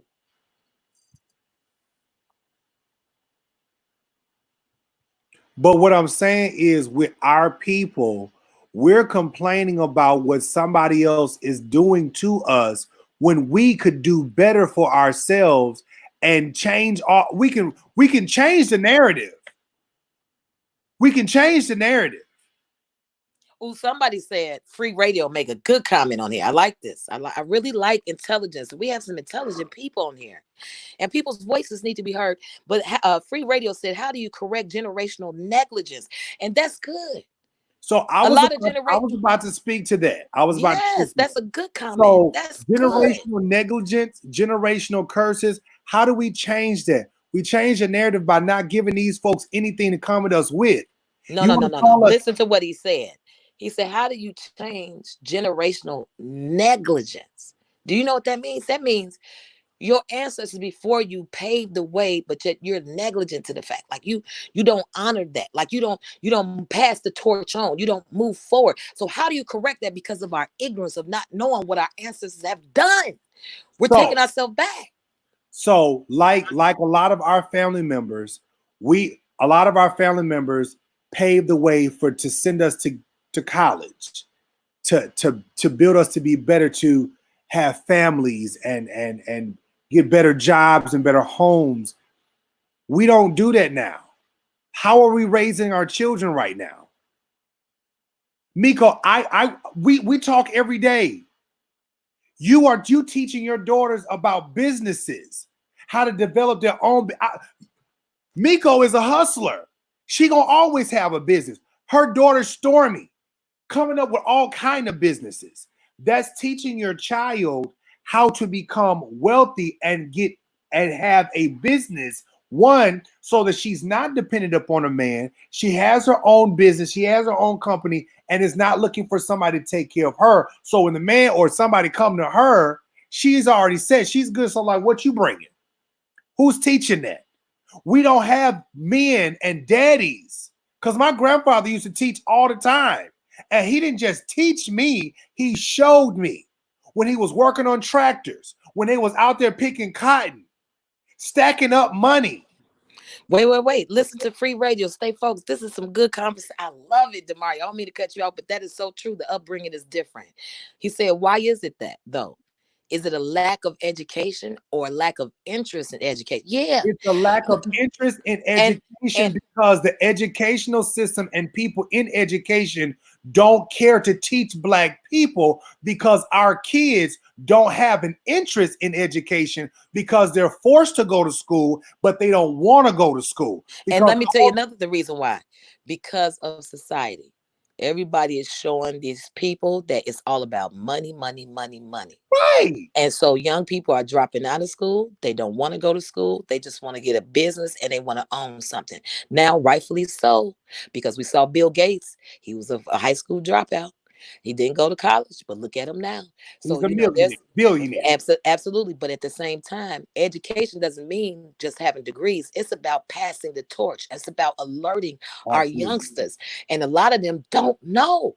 They don't know what their ancestors have done. They think they're privileged. These kids now think they're privileged. It's the truth. And and Tiffany said something that's real good. She said, and you got people on see, again, you're able to make money by doing dumb stuff. You got IG models that are making money. You got people that are on Facebook making money doing dumb stuff. Nobody's being productive. Nobody's doing anything. So what we can do dumb stuff and make money. We can share the gossip, like, hey, we can do the gossip and the tea and make money. Ooh, another good one. They said it's wealth, money, or your connections. A wise person to tell you it's not what you know, it's who you know. It's who you know. And then why is it connections? Somebody said Lizzo, right? You understand why is it connections? But it is that you understand. Even people with degrees that go get education, they still come out. Some people are dumb as rocks. They don't even know how to use it. You got some people that have degrees and they just sitting on the wall and they can't even get a good, decent job. Some people that go to college, they're not even led right. You understand? Because the college person that sat down with them, the dean or whoever the student dean was, sat down and didn't guide them right. They didn't know what they wanted to do. And they get a lot of college students like that in colleges. That's why colleges make so much money, because young people don't even know what they want to do. And so, we got a theory about education being false too. What are they teaching? And then are the degrees really worth something? And if you do come out, are you coming out intelligent enough to be self-sufficient? That part. A lot of people come out of education or institutions and they don't even know the first thing about standing on their own 2 feet. Some, not all, but some. I want to point this out because this made good sense right here. This person said all Black people in the country can take 20% of cash, 20% of the EBT food to the bank fund, and we all deposit it, build our Black wealth as first. I agree with that. But see, we don't believe in ourselves. That's another problem. Check this out. That was a fact, DeMario. Because look at this. Cub Foods. Why you think the Arab set up on the corner right there? Because nobody want to come into black neighborhoods. And guess what? All these poverty-stricken people got all these EBTs, and everybody is counted. They collecting millions of dollars off these EBTs. And I said this before. I said, why we don't have our own grocery store where all our black people could come in and spend the government money with us, and we could take that money and flip it. But see, we don't think though. See, even though our youngsters need that federal income, right? They got the hand in the cookie jar. We, as black, brilliant people, we could set up the stores to collect the EBT. Since they handing out millions, why can't we collect the millions, take that money, flip it, and open up a farm? Absolutely. Why we can't take that money? So see, all this money is circulating, but we don't take it and use it for the right thing. We need resolutions. We don't need no talking Malcolm X, Dr. Martin Luther King, freedom of speech ass. We don't need that no more. We need somebody to shake, rattle, and move, like for real. I agree. If we could change what we've done to our communities and go back to building our communities. Do y'all remember the video I posted about the granddaughter whooping the grandmother and the mother sitting right there watching? This is what we do in our communities. Like, we don't have respect for our elders, and our elders are the reason why we're here. And that way, even the sisters, do you know how many sisters that don't have job and maybe reluctant to raising their kids? I talk about it. I've been wanting to wake my sisters up, but check this out. Even them want to support. How do they support? King Rocco, what's his name? King Morocco. He made a great point. That's another way. All these sisters could come to our grocery stores. We flipping this money. Just like the same thing we do with drugs. We need to use that same mentality. Flip it. See, when we start taking money out of their hands and we start giving it to ourselves, Gucci, Louis Vuitton, Moet Hennessy, when we create our own champagnes. See, y'all buying Douce and think that Jay-Z really owned that. No, he made a deal with a white man. Just like the fat boy with his champagne. I forgot the name of it. What's his name? Rick Ross. See, they made a deal with the white man. These liquors have already been out. But when the celebrities get behind it, they get a certain percentage. But we can really grow grape fields and produce our own wines. Since we like liquor so much, we can make our own champagnes for real. And if we would say we're not buying that no more, we're going to buy us for real in our own communities, watch things change. I agree with that. Watch things change. We so eager to go back to work. I need my job, but Levi company needs you to sew them jeans. Target needs y'all to slave and labor. We laboring for all these people, but just imagine if we would take all the money that we gave everybody else and put it into owning our own cities, our own communities, and making super lawyers out of all the black people that did go to school and got millions of dollars of loans. It's a lot of people that sacrifice their life to go to school to become lawyers, but yet we don't employ them. We don't support them. It's a lot of black people that get brains that will eat the United States government up alive, but we can't give them money. So they're stuck in their house not knowing what to do, working at a Cubs food. You walk past and you thought they was nothing. Just because they may be bagging up groceries. You know how many young people that have law degrees and they can't get a job, but they're waiting to do something for us. But we as a people don't empower our own selves. That part. I look at it like this, and Shemanika said this, and it's very true. Oh, here we go with another troll. And that's this. I remember when FUBU came out. FUBU was big for a season, and FUBU died off. Why did FUBU die off? Did they get bought out? We have a lot of black businesses and companies and things like that out here. But then why is it that we don't last? Why is it that we don't last? Where is FUBU at now? We need to be people that have longevity. We don't have longevity no more. The only thing that we know how to do as black people of color is to rap, play basketball, and now get on social media and make a fool of ourselves. Do dumb stuff. If I get on social media and I get to arguing and fighting with somebody, my numbers go up. That's more money for me. You know what? And that's a So good. YouTube pays you off to destroy our people, but don't give us money when we speak the truth. Absolutely. They So don't put us up on the algorithm when we speaking truth about this. This is why you low on the Richter scale. But as soon as you beef with another black man, don't you see how your numbers go up? So Miko, so this is a good point right here. Good point. So all this little beef stuff that you and I and these other folks been involved in, if we would stay beefing, our numbers would be through the roof.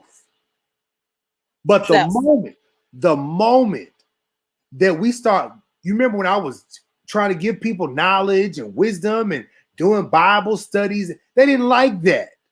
But the moment that I get on trash talking people, going in, reading folks for filth, and going off, oh, my numbers were always high. When I was out here, me and Larry Reed was at each other. My numbers were high. Me and that idiot, what's that boy's name? Andrew Caldwell. When I remember one time I was beefing with Andrew so hard, I had almost 2,000 people online because they wanted me to read that fool for filth, which I did.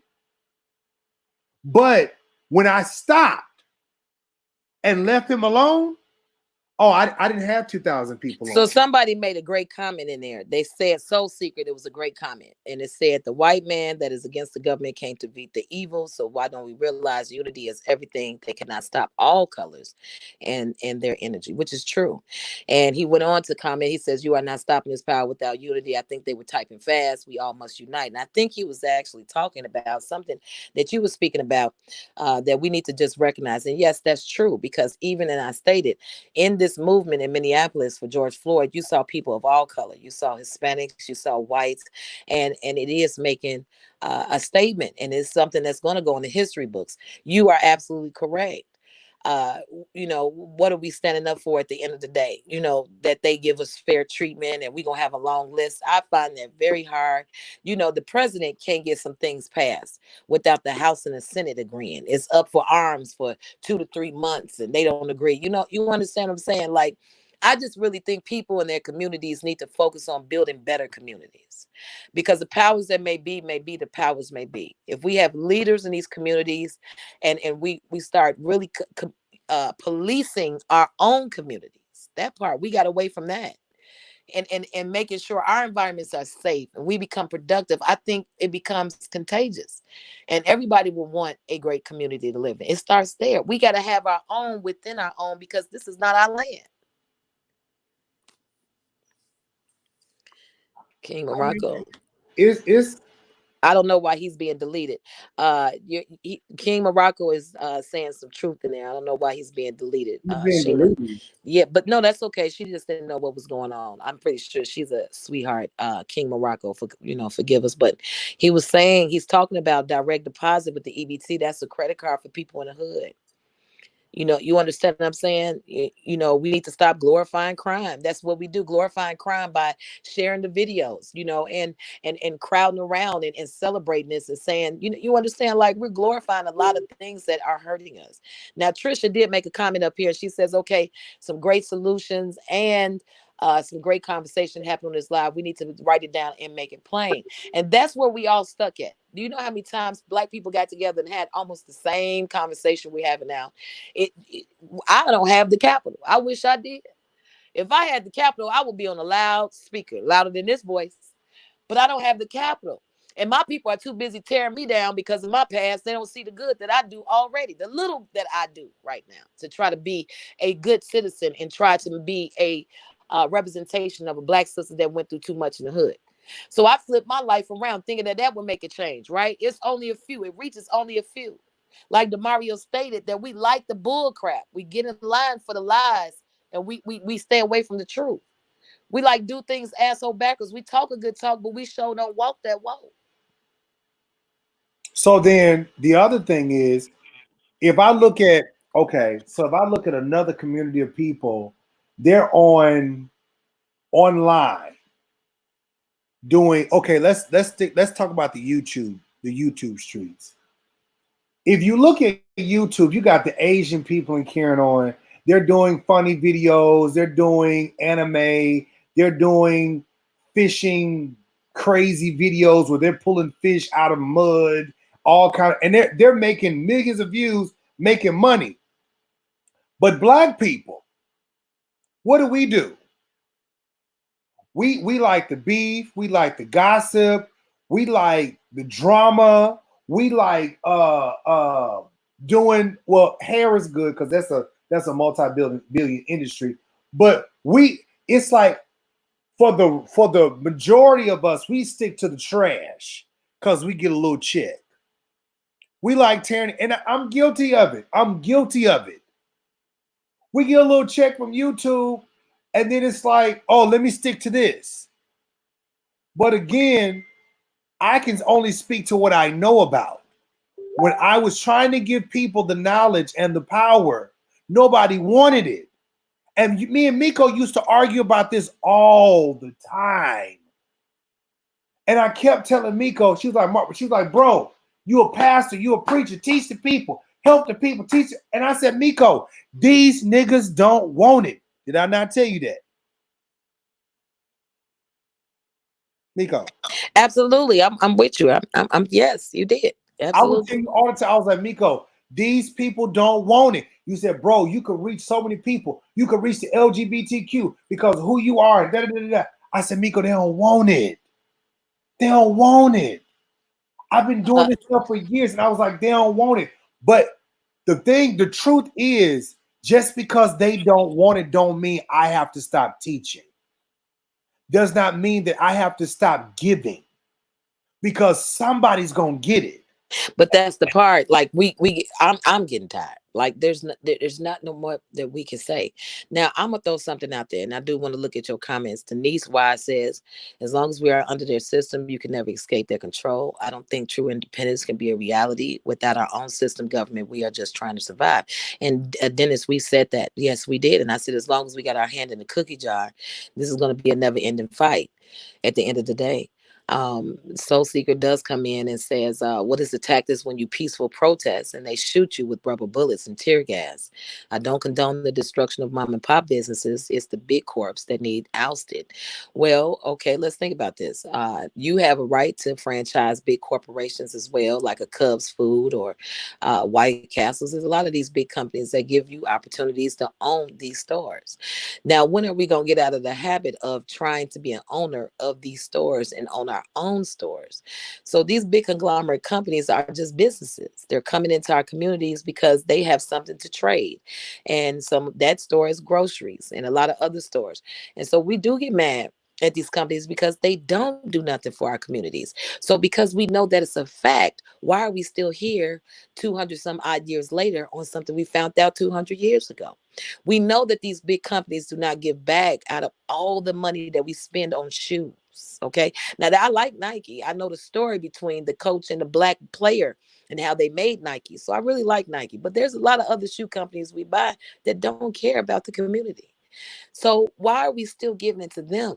You know, that part. And then why do we get mad at them? That this is business. I saw somebody could say something about the Asians. Forever and a day, we get mad at the Asians.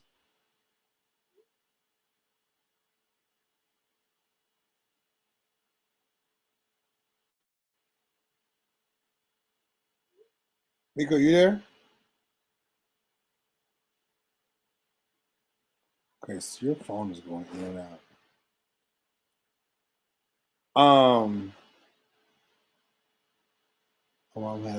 They're going to get that American dollar to send back home to build more money and more foundations and corporations in their own hometown. This is business. So they know that black people, they ain't got but $5. You know, we cheap. We cheap with ourselves. We always want a deal. So they studied us. So they came in there with formaldehyde. That's very dangerous for black women's nails and skin, and they gave us full sets and they do our feet for $20. And that is reasonable for a black woman that may have 5 or 6 kids at home and cannot afford it, but wants to get close to a luxury service. But see, you will fall out if you go get your hands and your feet done by a real onyxologist. It costs like $40 just to get a manicure. It costs like $40 to get your feet done. So the Asians moved in our neighborhoods because they know they can provide those services for cheap and quick. They are fast. Not just with feet. If any of you have visited Asia, they'll build a whole building, like 172 floors in a whole week. They're that fast. They're We that saw this disciplined. online. They're that fast and they're that disciplined. You guys talk about Asia until you go visit Asia. It's more black people that stay in Asia than anything in the world, and you guys are ignorant. It's a hidden jewel over there. When I went there, I couldn't believe it because the tabloids and the news tell you everything wrong. But when you go over there and you start talking with these businessmen and making moves with them, you'll realize they just like us. It's a communist country in China, but there's a lot of people over there that like black people, and there's a lot of parts in Asia that they never seen a black person in their life. But they're business people. That part. So if they could get together as a group and come over here and check this out, this is what we fail to realize. The Africans got together and realized that we want braids. They came over here and set up shops that were glum, dirty. They didn't even care. They just opened it up. And one of our American dollars will be $11 in certain countries of Africa. That's why FedEx trading is one of those popular moves to make money. Listen to what I'm saying. I'm dropping bombs in this live. You know what trading is all about? It's what a lot of you guys do when you go in an airport and you go out the country and it's a little stand in there and they tell you take your American dollars and flip it. And see, a lot of people have built a business on flipping money because American dollar is worth something. The European dollar is worth more than the American dollar. So this is business. And we get mad and we're frustrated because we haven't figured out our business and done something. So even the Africans come over here. So let me tell you, y'all sleep. Akon is building the biggest secret. He told Donald Trump. He said, I could turn Puerto Rico's lights on in 30 days. Y'all look this up. Google it. That man Akon has a man so brilliant on his team in electricity and math. He is over there getting ready to build a whole city and country. This man Akon is brilliant. He's made videos and warned us. He said, y'all over there with that mess, I told you need to come back home and invest here. There's more billion-dollar billionaires in Africa than it is here in the United States, DeMario. There's more black people in Africa that are billionaires, and we don't realize the truth. We just want to sit here. But see, over in Africa, education is free, and it's pushed to get an education. It's pushed to become better, and it's frowned upon to be a thug, a Muslim, and all. See, we don't have that here. And like somebody said in the comments, it's glorified to be a criminal. It's glorified to be out here pushing drugs. It's glorified to be a baby mama. It's glorified to be. It's glorified. Okay, so wait a minute. I want to put somebody on game. That a lot of people say China. Let me tell y'all something. You can't find nothing in your life that China's name ain't on it. Even those zippers is made from China. Let me tell you something, a big secret about Louis Vuitton. Louis Vuitton will tell you that their purses are hand stitched in France. No, they're not. Their biggest warehouse and factory is in Asia because they could produce more in China.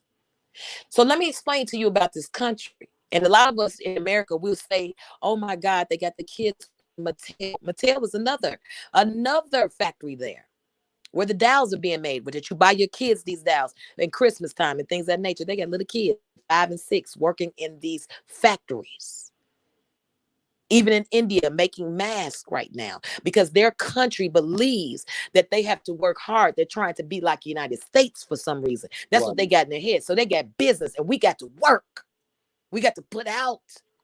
So where are you going to find somebody that can make big tons of things, like 100,000 units in 3 hours? 100,000 units. Where are you going to find that labor? So a lot of people that have big money and they got to make big moves and they got to supply things in the hotel. They're building hotels. So we got to get faucets. We got to have towels. We got to have, who's producing these units? You going to tell me a black person in the United States and they basically is producing these units? No. That's why everybody moves to China. Y'all got to get on business. If you take your flight to China right now, I guarantee you, I want you to go to the French Quarter District in Shanghai. You're going to meet some of the most billionaires of Black people there. NBA players live there. They love it there because they say Black people so ignorant, they don't even know. You could go outside and they'll measure you, Amani, measure you. Me and you could go have lunch for $5. Come back and they'll have Amani suits, 3 Amani suits sold up for you in 30 minutes. That's true, because a friend of mine who was a musician went over there, got some clothes made, had a fur blanket and everything made. He said he didn't spend no money. So another thing, yeah, it's polluted, and they got something else over there. They're cleaning the air up too. That's why they've been wearing masks forever, because it's so many factories there, y'all. It's burning things. Like, I live in Chicago, so down the street we got the steel mill in Gary, Indiana. That steel mill has been polluting our water for years. So anywhere where you see factories and all these warehouses and things, they're going to create pollution, just like cars do. It's so many cars in China, but the business, that's like New York on steroids. See, a lot of people talk it, but they never flew over there to see it. You never had a business to understand why you got to make a connection with China. Let me tell y'all another thing. It's two black men that own the largest cargo ships in the world. Two black men. A lot of y'all didn't know that. They camped outside of the borders of China to bring over all the equipment, everything that we need that takes 2 or 3 months to cross sea to get it to the United States. It's two black men that own some of the largest cargo shipping companies in the world. And we sitting over here playing when there's people out here that got major connections to make us more powerful than anything in the world. Listen to me. This real stuff, DeMario. Docking outside Florida. You down there in Florida, right? You'd be surprised how many of those cargo ships are owned by one of those black men. It's 2 of them. And they cold-blooded.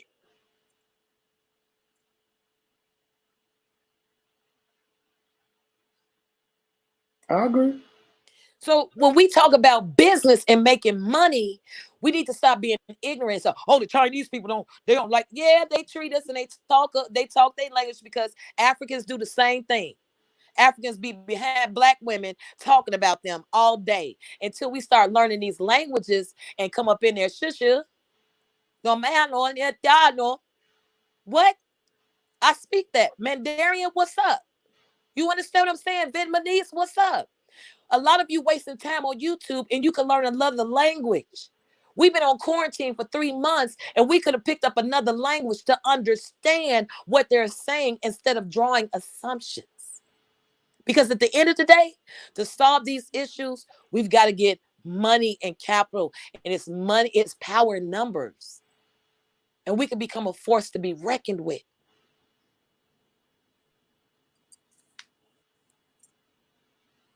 I agree with that. If we take the time, and it goes back to what I said earlier, and I'm not going to say this like I want to say it, but when you give the knowledge to our people, they don't want it. And I've been talking about the Black church for a while, and I've been talking about how the Black church can educate our people, but the Black church is more interested in the dollar and pushing a white Jesus. And again, no disrespect to nobody, but this is what the black community, the Black church, Black people do. We're so interested in somebody helping us. We're so interested in looking to a white figure to save us, because that's what we've been taught.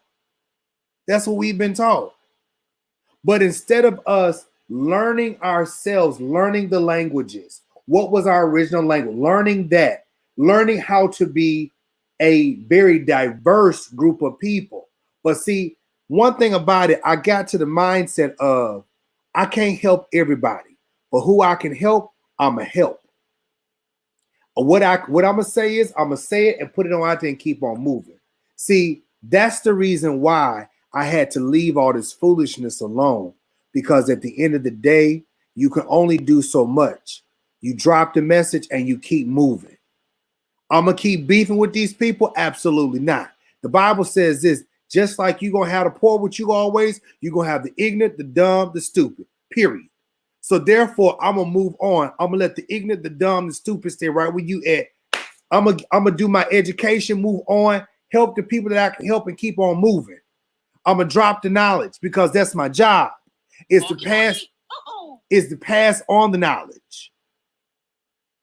If somebody's teaching me how to get money and get wealth, it's my job to pass that knowledge on. If somebody's because again, my sister Miko, we was talking about how to do things on YouTube, how to do things on social media and everything, and we got stagnant because we got so busy fighting ignorant behind people who look just like us. And I told my sister like this. I said, Miko, let them niggas be. Let them niggas be. Because at the end of the day, they're going to continue on spewing lies because that's their check. But Miko got content and she's an educator. I got content and I'm a media producer and I got content. I'm an educator and I do this stuff on a regular. So why am I going to entertain people who want to stay dumb? And that's our problem. And so, you know what would be cold-blooded, though? Let's stay on point. You know, we burnt that corner store down. You know what would make more sense and will be pivotal, like it'll go in history? If you see everybody in the community come rake up the debris and start a farm there. Do you understand what I'm saying? Build something there. Buy that land there because it's not going to be no more good. That would mean something. If we were to open up, it's a lot of communities like the Gangster Gardener in California. Yep. He's I think in Compton. If I'm not mistaken, don't mistake me. I'm not trying to quote. If I mistake this city, I'm very sorry. But I've been following this brother, and he's very powerful, and he's making news now because he's been on the corner and he used a vacant lot, and he started teaching the young boys that are gangbangers in the neighborhood about vegetation, about and people started buying his food, fresh food. Do you know what it is to have fresh food? A lot of y'all are so used to eating processed food. It ain't nothing like a fresh piece of corn. It's nothing like fresh okra. It's nothing like fresh collards. It's nothing like fresh onions. When you taste, you say what? I said, keep talking because I got corn on the stove. I forgot about it. But when you taste fresh food and you know you have the power that to produce the things that these even the restaurants look for, you now know you have a business. Restaurants need parsley. Restaurants need onions. Agriculture is a big business. But what you guys think about is an old man on a farm torn and sick, but everybody needs to eat. Wherever there's a problem, there's a business. But how many of us really sit down and say, instead of Shanika and them owning her own salon, we got 5,000 of them.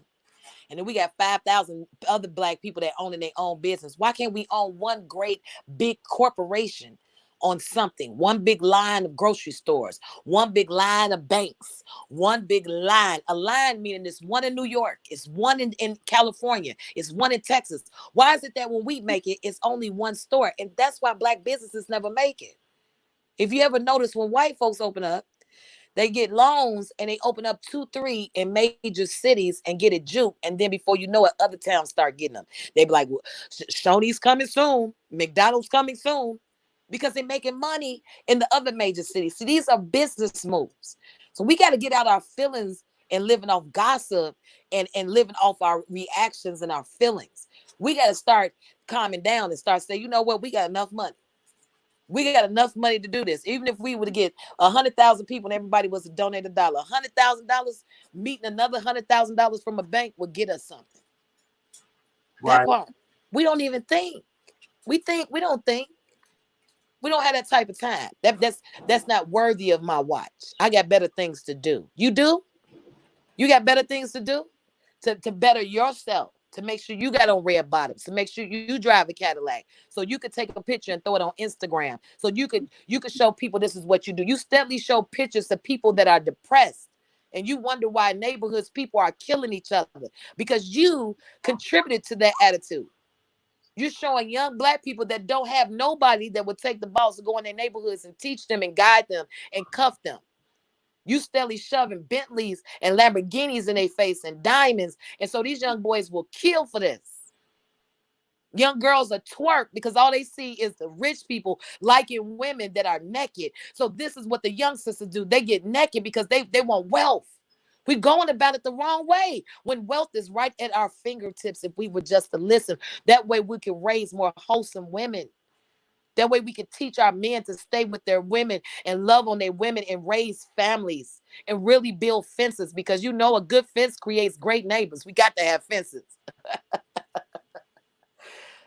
But we could get back to that type of loving where black people love each other and black men come out and say, hey, brother, what's going on? What's going on? Slapping fives again. You know what I'm talking about? You feeling good about each other. Now, you got to have a gun on you every day. You don't know who's going to do what. Exactly. But what we've done to ourselves, Mikko, what we've done to ourselves is a lot of us who have come up out of these situations and out of these poverty-stricken situations, or just a ghetto period.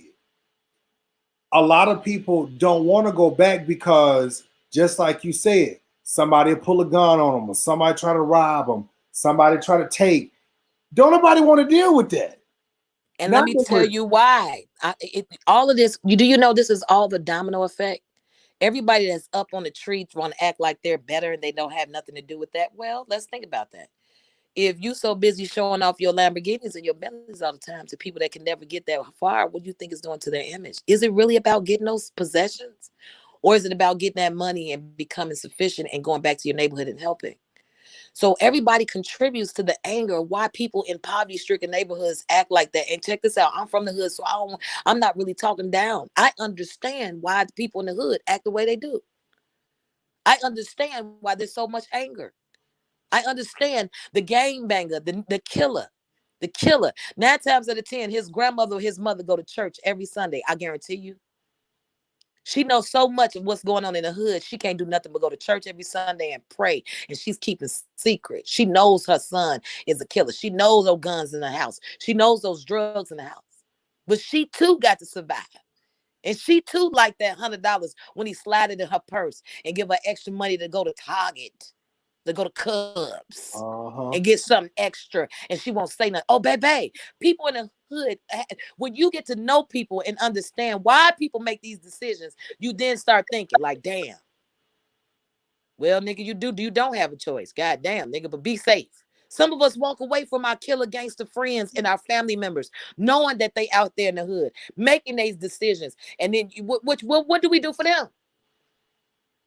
Some of us don't even show up to court for them. We don't even look out for them when they go to jail. And then we don't help to prevent them from getting in that type of trouble because you won't sign a lease to get them and their family out the hood. They came to you. They asked you, they like, hey, Joe, can you help me get this apartment over east? I got to get out this hood. You told them, no, I don't think so, fam. And then some of us did do it. And they ended up making a bad decision because that person didn't honor that a person would risk their life to help them to get out. So we like in a never-ending battle because it goes back to what you said. People are going to prejudge because of everything we've done in the past. We've shown people that we can act the ass. And then there are some good black people that take help and take it to the next level. But what we do, we make it just for ourselves. We don't go help nobody else. We just want to get rich for ourselves. And we want to show off to everybody else. And we don't care what everybody else does. We just look at it like they're dumb. I would never in my life. I would never. Look at them. They share the stories. They talk about them at dinner. They call their friends up and talk about him. Look at him. He's just a thug. And don't understand his mama might have abused him when he was little. And his mama gave him up, dropped his ass off in the middle of a yard, didn't even give him a decency to drop him off to nobody else, just dropped his ass because she was so high. And somebody walked by and heard a baby screaming in the yard. You don't know some of these people's stories. And not only that, but it's like a lot of the people who do make it, their stories are, once I do make it out, or I make it, I don't want to go back to this situation again. So then a lot of people, what they in turn do is they never go back. They don't want to help nobody because of what their experience was in growing up in these communities. And then they look down on a situation like what we started. Hey, Dennis, they look down on the situation like what we started with the George Floyd. They look at this situation, they say, well, that's what the nigga get. He was acting up. He probably deserved it or whatever. But a lot of people look at, again, once they make it out, they don't want to come back. But realize this, you're still the same color. Nothing ever changed about you. At the end of the day, whether it's Jay-Z, Beyonce, Diddy, y'all still niggas. At the end of the day, you're still niggas to some of these people. But what we have to do is we have to go get our people and say, listen, we have to be better than what they're saying about us. I made it. I want to help you make it. I want you to become better. I don't want you to do this. I'm trying to help you. And a lot of them have said that. But again, you can only do so much for people and to people. And if they don't want it, what else can you do? But keep sharing the knowledge. But you can't yourself stay stuck with a people that don't want to hear you. You got to keep moving. Now you ask me this question again, I'm gonna answer it again. You ask me if I'm a tycoon, a multi-billionaire, what would I do?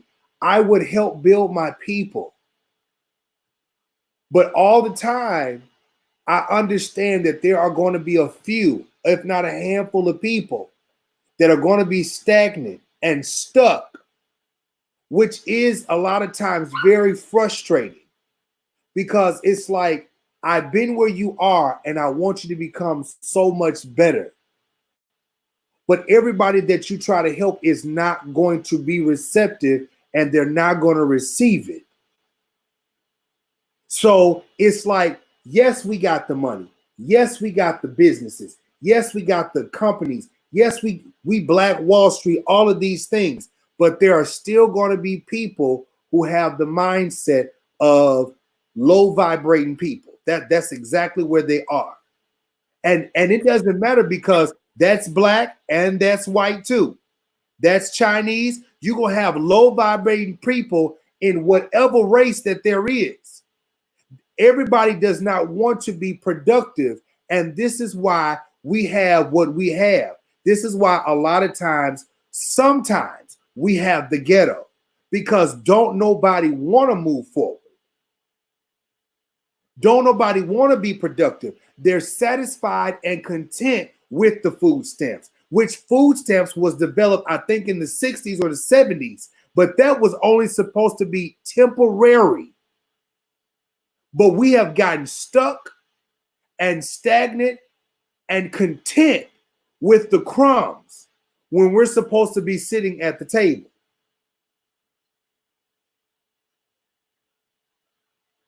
So again, it's like, I want you to have the wealth. I want you to be productive. I want you to have those things that you need so that you don't have to ask nobody. I want all of these mothers who have babies out of wedlock or whatever the case, or your husband have left you. I want you to be productive and raise your sons and your daughters. But I don't want you to take this little assistance that I'm giving you and stay stuck grasping for that assistance. I want you to take this assistance and build and grow and become productive. But see, this is what happened with our parents. Our parents, for some of us, pushed us to become productive, pushed us to become better people. But we got stuck somewhere along the way. Miko, you was going to say something? Oh no, I agree with you. I was just somebody had said that the governor just got a threat to his life hanging him on a tree by his own white people. He's not scared. Do not be scared, Governor Andy Bashir. Is that the man that made that's in Minneapolis, Yeah, correct? that's the white guy who So got let me tell you. published him on YouTube. Yeah. Okay, so let me tell y'all something. What I felt with his spirit, I really believe that this man is trying to do the right thing here. You got to remember that he's getting pressure from everybody, from the police force side to the office, to the family side, to the community. It's a lot of pressure right there. That's a lot of pressure. It's a lot And of you pressure. gotta remember the governor is speaking up for black people. Yes, yes, yes. And Again, here's a white man speaking up for our people when our people are out here acting like jackasses. Sorry, amigo. Mahogany said, "Speak the truth. Everybody don't want to be productive. I don't want no crumbs. I want to sit at my table that I bought with my hard-earned paycheck." Speak the truth. Everybody don't want to be productive. We just got through talking about that. Mahogany also said that we poison our communities when we sell drugs to each other in our community. We can make it if we try. Absolutely. There's a lot of things that we do to ourselves, and the thing I'm trying to get around is that I don't want to be part of platforms to just continue to talk about the problems that we do. We Stevie Wonder could see some of the stuff that not only us as blacks, but in Mexican neighborhoods and even in white neighborhoods that are poor do the same thing that we do. And you can see that being displayed now. They call them poor white trash, okay? But that's just the hood part of white people. But white people got hoods too. You better believe that. Not every white person got white privilege. You better believe that. Oh, baby, it's some trailer parks, baby. You be surprised. I'd be like, damn, y'all get. And then these are facts. Did you know it's more white people on food stamps and links in Section 8 than we are? A lot of y'all don't know facts. This is real stuff. See, they've been having Section 8 for a long time. They live in these great communities. And have you ever noticed that they too can have 6, 7, 8 kids, 4, 5 kids, and their wife could be at home happy and still have groceries and can cook, and he just got one job? Oh, baby, you'd be surprised how many people have been having Section 8 for a long time. But what happened when we start getting a hold of these programs? They started putting on extra rules for us as black people on the application, making us lie on the application, tell them that our husbands don't live with us. This has been going on for years. They've Yep. been trying to separate us for years. This is a fact. But I don't like to keep mentioning history. What I like to do now is that we're at a stage where we can go buy lumber. We can go buy land now. We can actually fly out the country if we decide not to live here no more. The things that we couldn't do in the 60s and the 50s and the 40s, we can do now. So what's stopping us? I heard a wise quote, DeMario. This is really real. They said that there was an elephant out on the field, and the trainer always tied a rope around his ankle, and tied the end of the rope to a little, a little hole in the ground. He just stuck it in the ground, and the elephant was trained. He was conditioned to stand right there because he knew not to go. Because every time the elephant tried to move, the trainer would hit the elephant. But if the elephant had the intelligence to know that all he had to do was walk away, that chain couldn't hold this ton monster away. An elephant weighs tons. Exactly. So this little rope that the trainer put around his ankle was conditioning him to stay right there. And that's what happened to us in history. Someone had conditioned us to know that we can't do certain things. Conditioned us to run from the police. Oh, here come the police. Run, nigga, Really? run. And the Stockholm syndrome. You understand? Like some of these things have been given to us through our psyche throughout years. Some of us have ancestors that were slaves that ran throughout this place. Some of us had ancestors that came from London that were rich and we feel like we privileged. I'm serious. Like you really need to search out where your people come from. Some of this stuff has just been passed down to us mentally. Mm-hmm. And some of us are giants. We're big as elephants. And the government got a little old chain A around little one chain of our around your legs. ankle. That's it. One of your little ankles. And we've been conditioned to just sit here and complain and stomp our feet and make noise. That's all we doing. And not knowing that we can just walk away from the shit. Period. So I agree with all of this, and even from this huge mess that's going on in LA, in Minneapolis, Minnesota, and in DC, and I mean it's probably gonna keep going. I mean, because everybody's upset right now. I mean, we're on quarantine. Some of us aren't on quarantine. We still dealing with a pandemic and all this other stuff. So everybody's upset, frustrated, need money, need to pay bills. So everybody's in their feelings about this. But what we need to understand is we need to learn the lesson about this pandemic. Learn the lesson. Let this situation with George Floyd, what do we need to learn from this? That I don't even know what happened to start this, because that's the piece that's missing. Did this man deserve to die? Absolutely not. Absolutely not. He did not deserve to die. But what led up to this? And to speak to it and just, okay, black people, white people, all y'all peoples, why are we burning down these grocery stores? And everybody out there, look, all those people, they could have just came and stood in solidarity. They could have sang beautiful songs.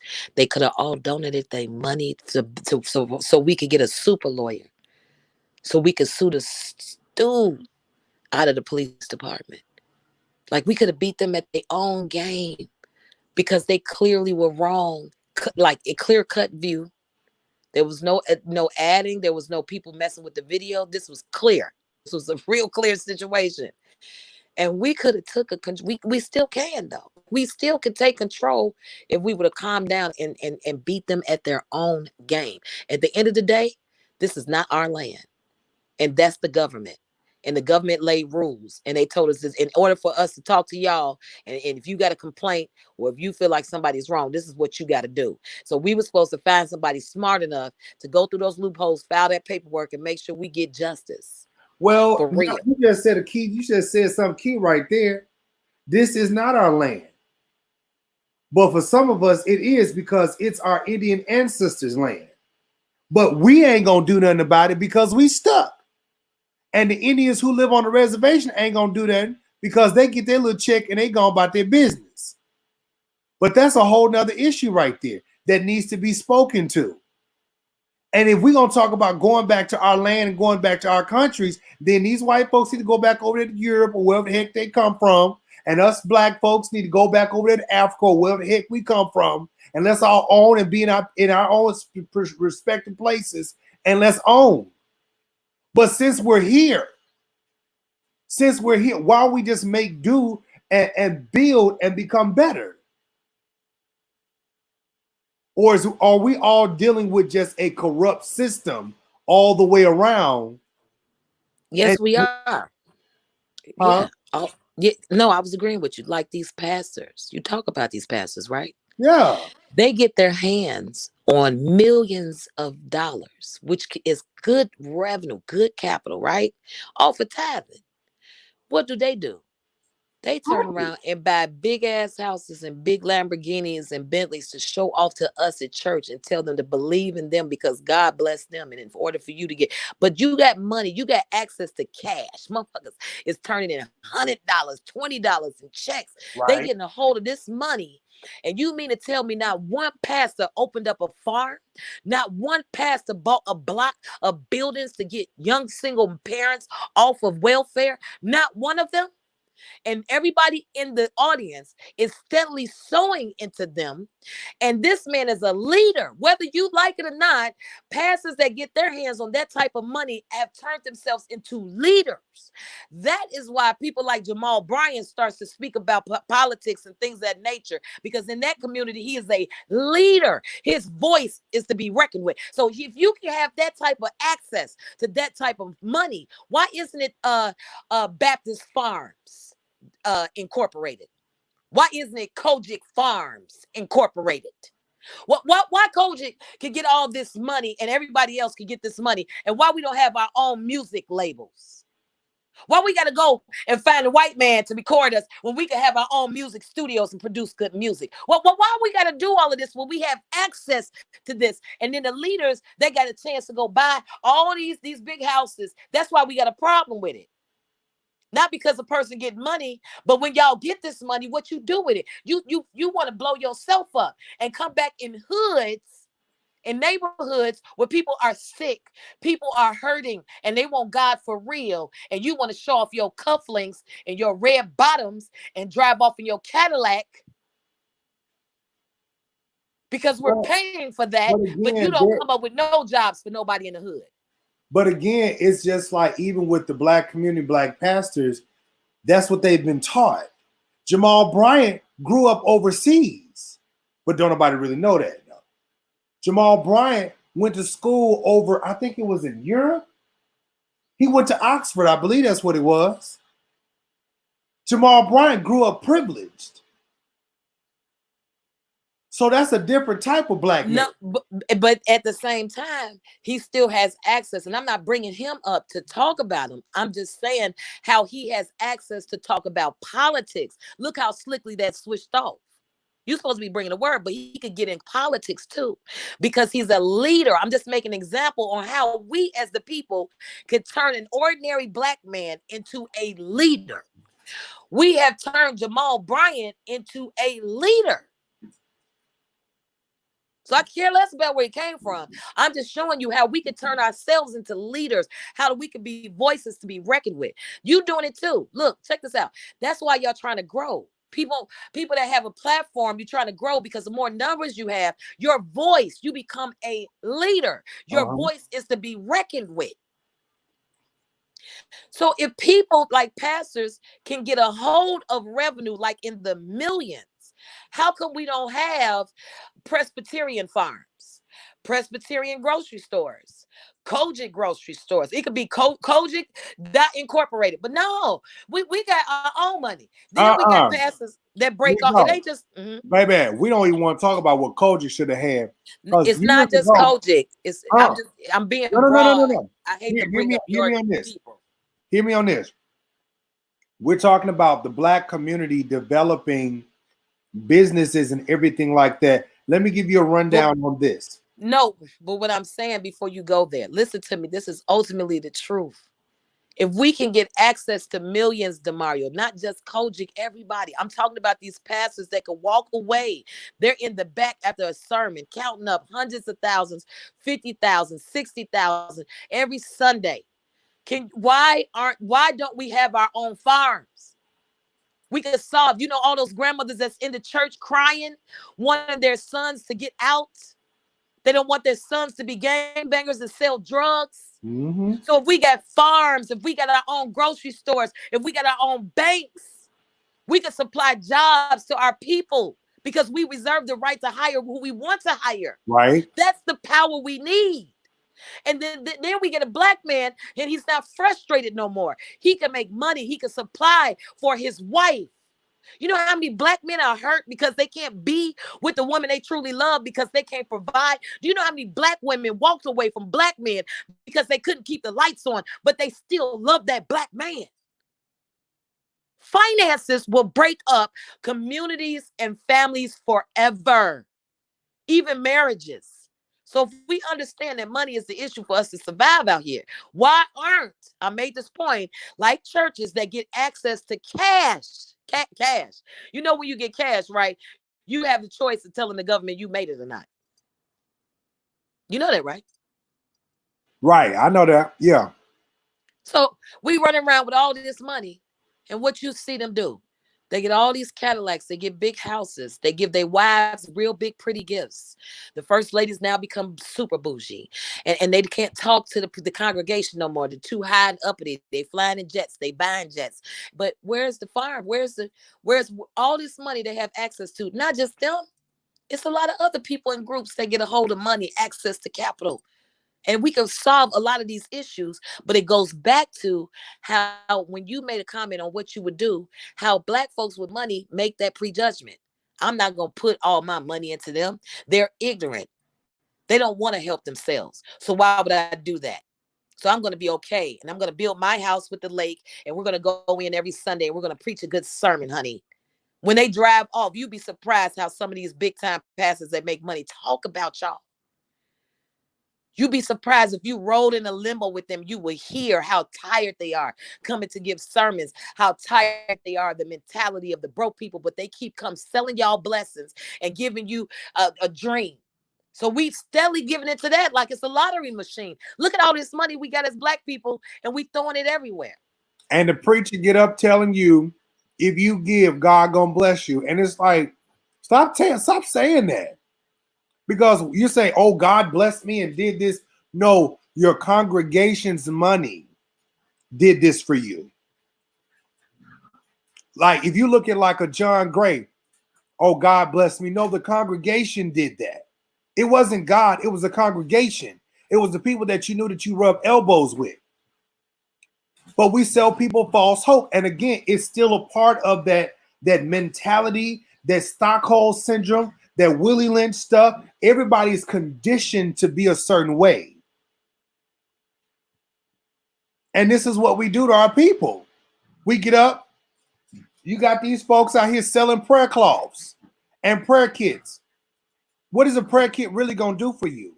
You know what? You always...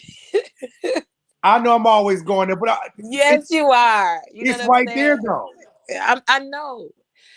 I know. Dennis has said our poor parents and grandparents only had God to depend on, which drew them closer to God in survival mode. Now with money, we have become our own mini gods where the members become servants. Absolutely. But also, Dennis, remember this. How many are people that went through all that segregation and that racism for real, with water hoses and marching and everything? That's what, and then they actually got us ahead. So if I don't like no other movie, I like, what's the name of that movie with Willie? Raisin in the Sun. If you guys didn't watch it, if you never read the book was made first for all of you that like, Sean Puffy Combs, but him and Felicia Rashad actually played that movie out. And I like that movie because it's about a black man whose dreams were deferred. Our black grandparents and our ancestors, that a lot of them have worked hard and they bought beautiful homes for us. A lot of us in Generation X and beyond, we're still living in those homes. And some of us haven't been taking care of those homes. We've been giving them up. Some of our family members have turned into crackheads, and the city came back and boarded it up. So here it is, our ancestors put us forward, but yet we pull ourselves backwards. So I got to agree with Dennis, like we become our own worst enemy. And that's when we put money as a forefront, even though we need money to survive in the United States and in other countries. You got to have a trade. And in some countries that don't accept paper, they'll accept your goods. Like if you have corn, literally, you can trade for maybe a sold good. A lot of countries still deal on barter systems. It's like what you got. So in America, we have that exchange of money. And in Europe and other countries too. So currency is real. So business is real. So when we think about that, if we get on one-on-one and we going to be here in the United States, we got to get on top of our business and understand business for real and not for play. And when we start making money and for the good and start helping people for real, then the government will start looking at us different. Oh yeah, they're gonna be calling us. Oh, please don't come, like they did with Malcolm X. They just sit, y'all forget that in New York. The government was calling Malcolm X, begging him not to bring his people because they knew when he turned that corner, it was gonna be something. Yep. And that's the reason why they killed him. Well, no, his own people killed him. Never mind. Yeah, that's another thing. We get great people that make a difference, and what we do, we're so jealous. We kill them. Now here it is. Now think about Malcolm X, because everybody bring up Malcolm X. Because some people don't understand the story here. Here it is. This man was trying to find God. That's basically what Malcolm X was trying. And the wrong that was happening to his people is why he spoke on it. And it was the Muslims that attracted them to him because why? They were speaking and they do speak the truth. But I got something. It's only one thing I got with them, and I won't bring, because this is not a religious thing. It ain't but one thing I disagree with the Muslims. But however, that's their thought. But they too pray to God. It wasn't until Malcolm X went to another country. And this is why I'm telling y'all got to get out into the other countries. Not going to Jamaica to make no videos and no damn photos for Instagram and look cute for your friends. You need to find the truth. And when Malcolm X went abroad, he said it's Muslims of all colors. And he came back and questioned Muhammad. Yep. And Muhammad, he realized Muhammad was slick. This man got 29 wives and all kind of babies and baby mamas that had to been hushed. That part. So he was a truth seeker for real. And what did we do? We killed him. Mm-hmm. But see, Miko, that's what we do to a lot of.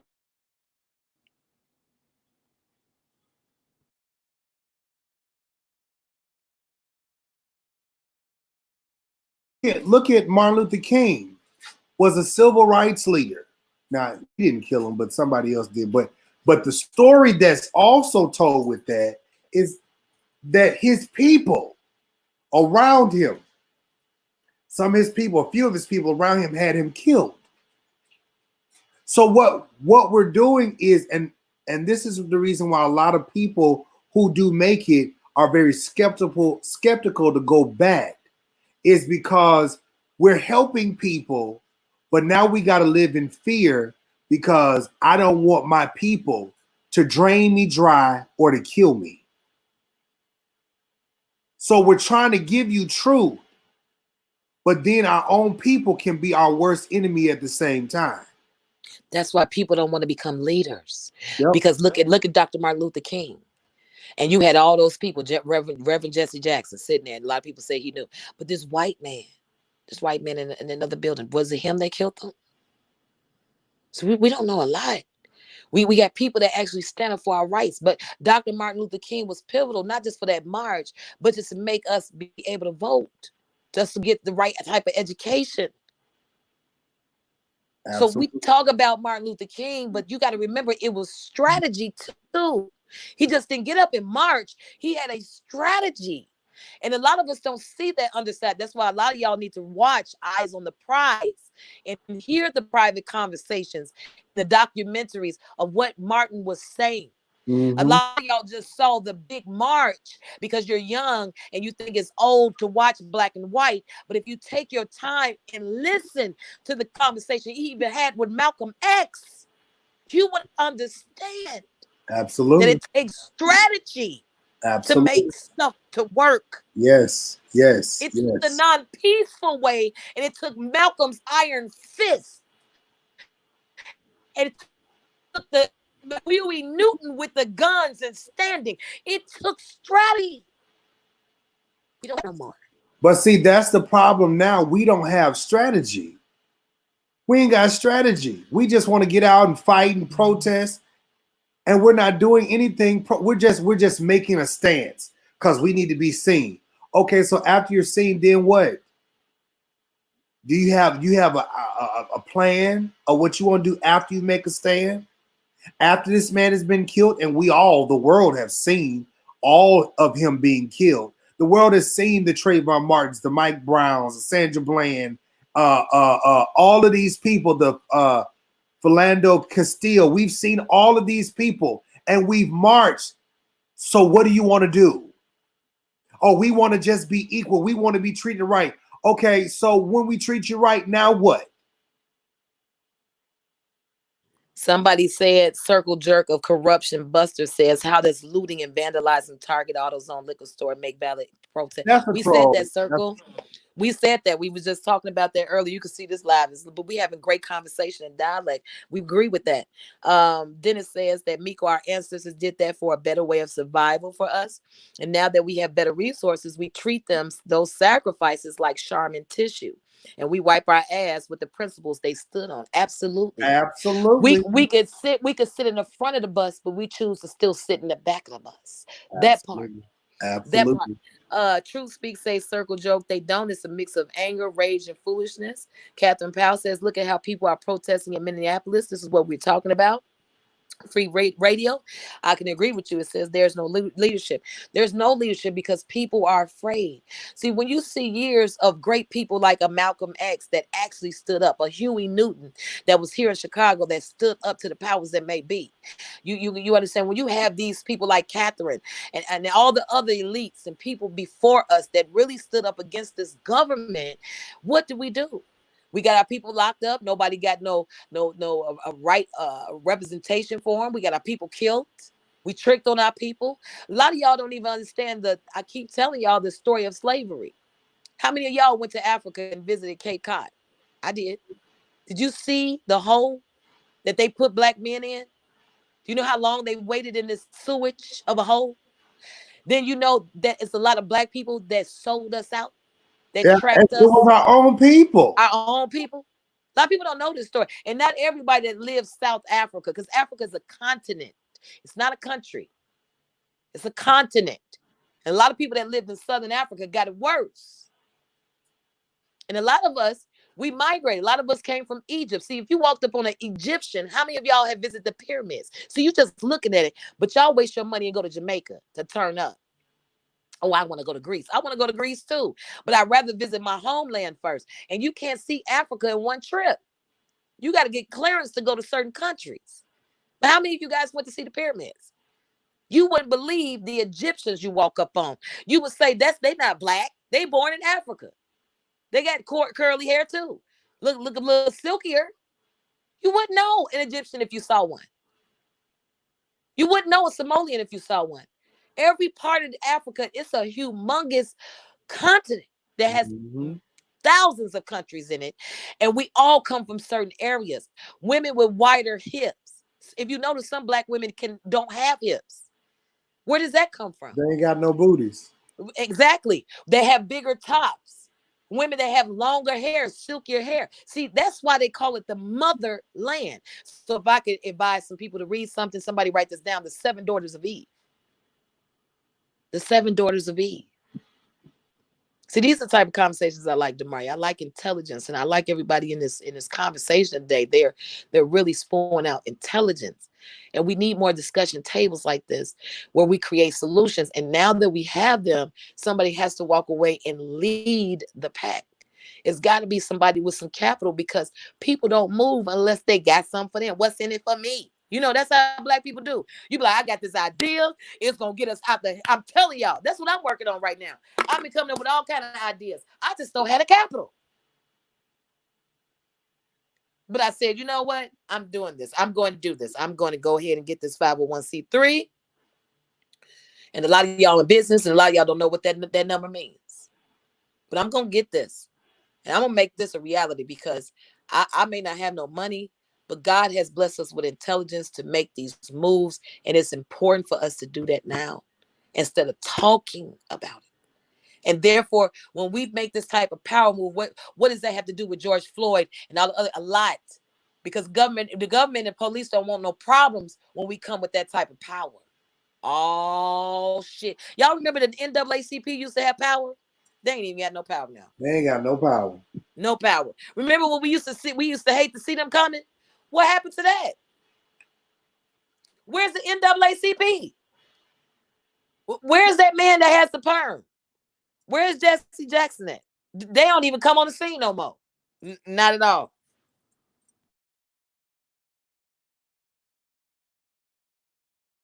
I'm still here, Miko. I'm talking about you. Did y'all see the last scene Jesse Jackson came on? They was spitting on him because his son got caught up in a scandal here in Chicago. Yes, misappropriating funds. Him and his wife, big scandal. Big scandal. Then they tried to reveal some things about Jesse Jackson knowing about Martin Luther King's death.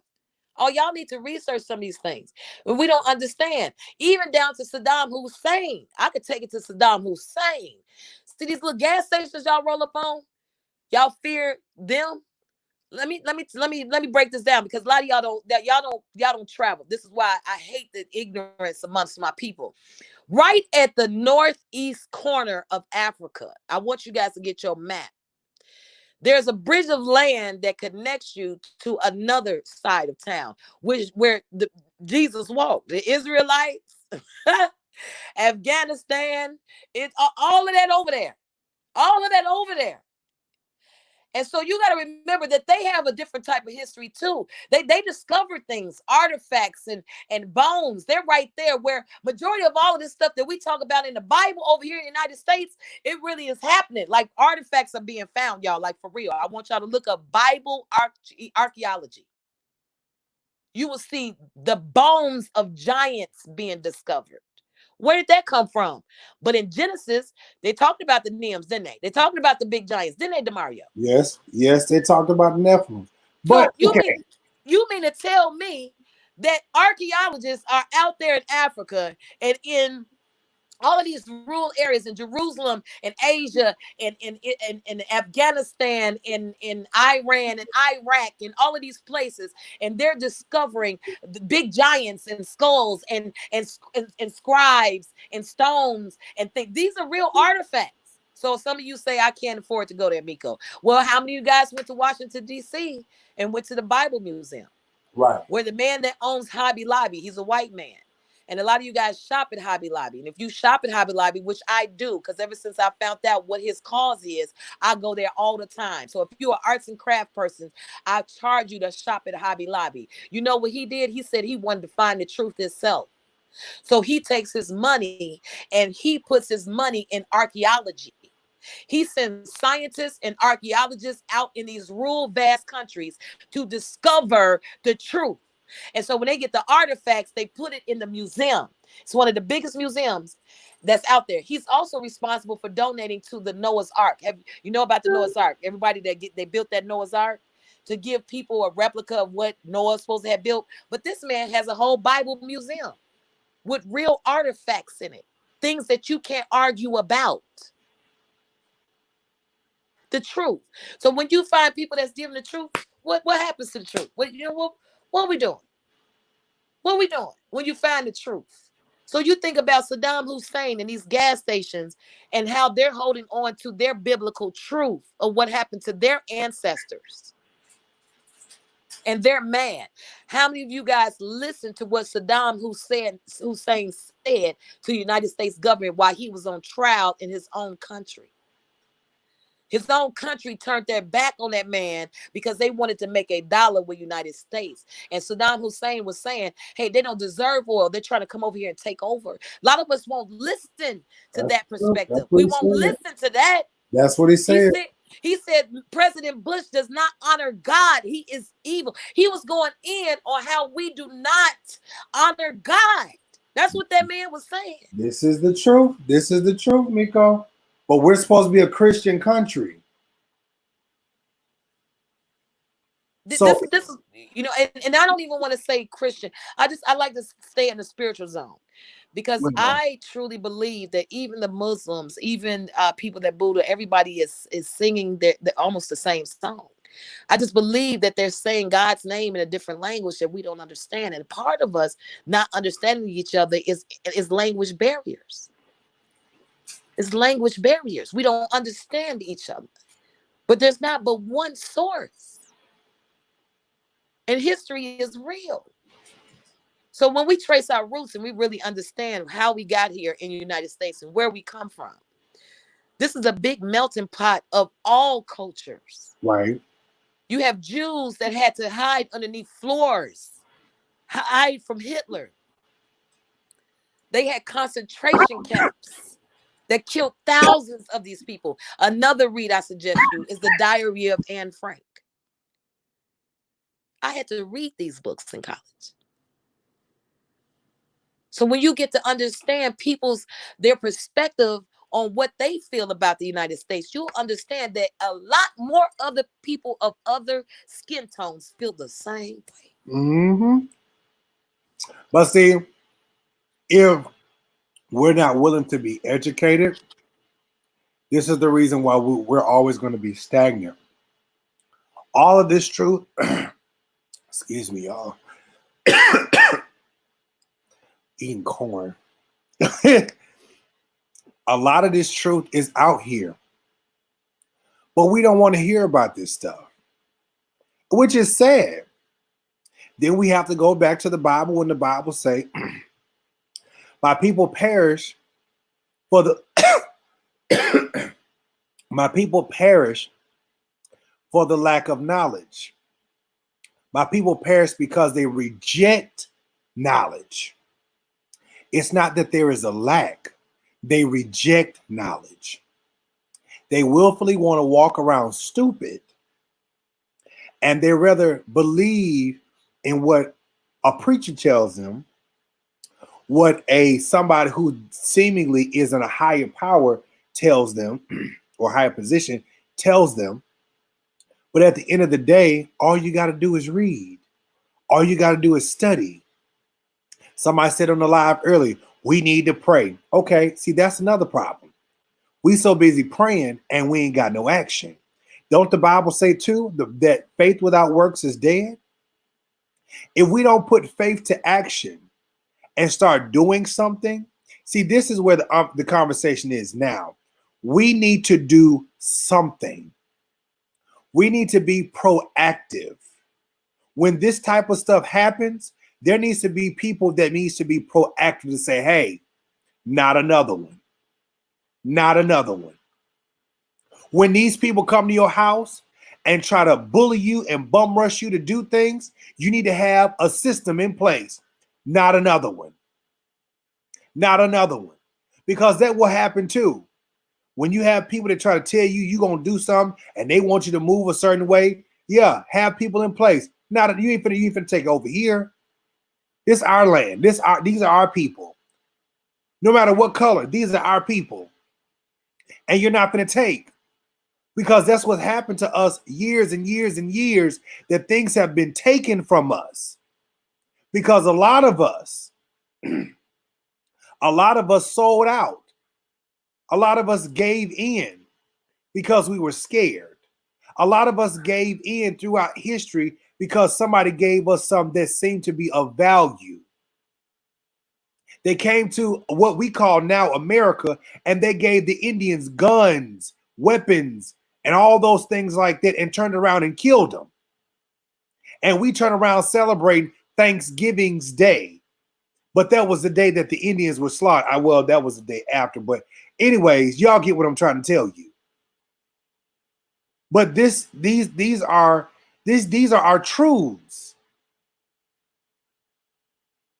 So if we don't take the time to try to understand that we have to do better about protecting our stuff, protecting our lands, protecting our children, protecting our lineage, we'll do so much better. But we're not trying to, because we constantly are selling out for things and stuff. That's the reason why our black boys and our black girls, they can give us a deal to go play basketball, to go play sports and stuff like that. And they'll sell you out, and then you'll end up getting hurt. And that's it. You ain't passed along nothing, but you got that check. Anyways. Miko, you got something else?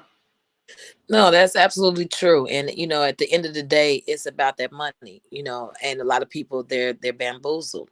Money is not something you're supposed to idolize. You're supposed to use it for the betterment of yourself, your family, and the good of people. People always say, I want to know what my calling is, my calling, what God want me to do. Well, God, anything that God gives you as a vision, it's of God when it's helping the people. If you're just thinking about, oh, I'm finna make this 5,000 real quick because I'm finna get this red bottom of this purse, that's not of God. You always thinking about the people. You understand? Of course, you got to survive. Of course, you'll take care of your bills. Of course, God will want you elevated, so to speak. But sometimes when we get a lot of money, I don't know what it is with us for Black folks. Our heads get big. We start spinning, and it's like a thing in us to show off that we got something. We're so used to not having something. The minute that we look like we have something, we want to show off instead of looking at the bigger picture. So this is how we get caught off guard, and we allow money to control our minds. And all I'm saying is that we need to use the money that we do have access to create these businesses, to create these communities, and even develop cities. I keep telling y'all need to look up the law that you have the right to start your own city, your own town. We can build tiny homes on farms. We can work on farms. You guys are talking about we're investing in these white people with hemp farms, but do you know majority of your clothes, expensive clothes, like the t-shirts that Gucci sells, Louis Vuitton sells, these shirts that y'all buy for like $100 some, $200 some, the shirt be cold. You looking for some shoes to match it. It's made out of hemp. It's a black sister right now that has a hemp farm. It's somebody right now that's talking to you that's on top of that. It's people out here that are really trying to make a difference, but are you searching these people out? Are you respecting? It's a black man in Tennessee. It's called Reggie's Veggies. I want you guys to Google that. A black man that's been in Tennessee for years and been trying to get people to buy his produce all the time because he's really into agriculture. And a lot of us need to look into the Black Farmers USA. Do you know how many black people sacrifice their lives to make sure we have food? But we don't know that. But we allow the Mexicans to build their farms and produce grocery stores in our neighborhoods. And we buy from them and they produce more goods. And we could do the same thing. So all this talking, not enough walking, is it becoming redundant? It's becoming retarded. And so what happens is it's going to be displaced anger. And the displaced anger is what you saw last night, them burning up stores and burning up the neighborhoods. Because what we do is we fuel this up. It's like a 360-degree circle. And we put the flames out and we back at it. It just keeps going, a never-ending cycle. We need to break the cycle. And that's all I got to say with this one, because we've been on. But go ahead. You can conclude. I'm done. Well, I appreciate my sister. Wait. Somebody said don't blame the Mexicans. I never blame Mexicans. That's our problem. We don't have comprehension. I gave an example. Mexicans are people like us. Wait a minute. I never disrespected them. I got good friends that are Mexicans, that are Latinos, and they all different. But Mexicans have farms and they've created businesses. And you also have to remember they're the same people that could move 18 families in one house. One house, and they can build up revenue and capital to make construction companies, to build farms, and they get their people from Mexico to come over here legitimately, and they buy up all the property. They're now in real estate. So I ain't never said nothing about the Mexicans. Because the Mexicans comprehension is real. But we could use the Mexicans as a great example that they are using what God has given them to make a change for their people while living in the United States. We can live here, but we've got to learn how to produce power. And that's why the government even fears Mexicans now, because they come out in droves and numbers. And they work together. We don't. Well, wait a minute, Tara. I just want to address this. I said, and okay, you need to rewind it. I said, you don't know about this conversation. I'm talking about producing grocery stores. And what I'm saying is that if we produced our own farms, we can have our own stores like the Mexicans in our communities. And Mexicans have a big grocery line here in Chicago. It's called Pete's Produce. And they make millions of dollars. And I shop there because they have farms and they're able to produce agriculture and keep their grocery stores stocked. So what I gave an example throughout this whole thing, that if we were to buy farms and we brought in and distribute our goods, we will have enough money to build lines of grocery stores, just like the Mexicans in our community. So comprehension is real. Okay. Well, anyways. Wait a minute. One more thing. Tim G, you need to rewind this. We didn't say anything. We said buying America. We talked about China too. And we're not worried about Mexicans in here. We talked about all of that, China and everything, but this is no hate, no shade on here. We're using the examples of other countries that have other ethnicities, other cultures, how they get business minded and they make sense out of their resources and what they can do with their hands and as a community together to build wealth for their communities, for their families. And what we're saying is in the response to George Floyd, that this has been an everlasting situation. It's more than George Floyd that's been killed by the police. So instead of burning things up, it's time for us to come up with a plan for real. A better solution. And we threw out 8,001 solutions because we've been on here for almost 3 hours. And what we can do. So you guys are catching the end of a conversation and don't know what we're really truly talking about. But your opinion does matter. But make sure you understand the context clues along with why we said what we said. So again, these are all our opinions. It's not factual. We know your opinions matter too. But this is not a hate thing against no race. We were using a lot of people that work together as an example to us as African Americans on how we can do better. So, in all of this, we covered a lot of things on today's live. And again, like I said before, we're not spilling gossip. We're not spilling tea. We ain't doing all this. We're trying to educate our people to try to be a lot better. And that's what people need to understand.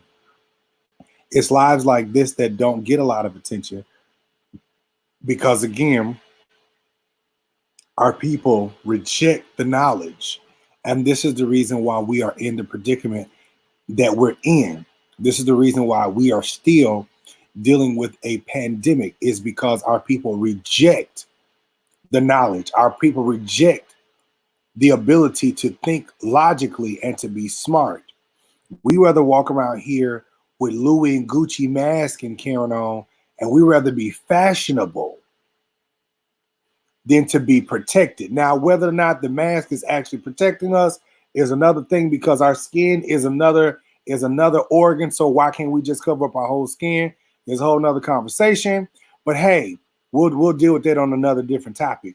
But we do appreciate you all for being here, for being on. Thank you all for the love and the support. If you feel like cash apping, it's right there. If you feel like donating, One more right again before you, before I wanted to make sure I address Terrence before we get out here. He said, so how we get the loan from the same man killing us? Terrence, that's the whole point of this conversation. We trying to get our hands out the cookie jar. And in this conversation, you need to rewind. I said, there's a lot of African Americans and there's a lot of Africans that are billionaires. And I said, we need to start acting better. And we talked about that. We went through all that so they can stop being judgmental and they will loan us the money. So we don't have to ask from the white man. There's a lot of us that really, truly made it. But because of the way we act and how we do things the way we do, a lot of our people that make it, they're afraid of dealing with us. So we went through all of that on why even our people that has made and have access to funds, why they won't help us.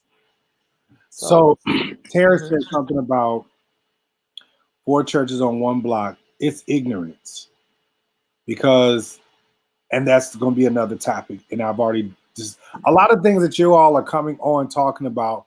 I've already talked about these things before, and I think you're probably new, and that's cool too. We need to stop talking to Terrence. Terrence just came in late. He's bringing up things that we did talk about. So Terrence, we talked about Black Wall Street. We went through all of that. You can see that we've been on for 3 hours. So now I'm going to refrain from commenting. I think that you have valid points, Terrence.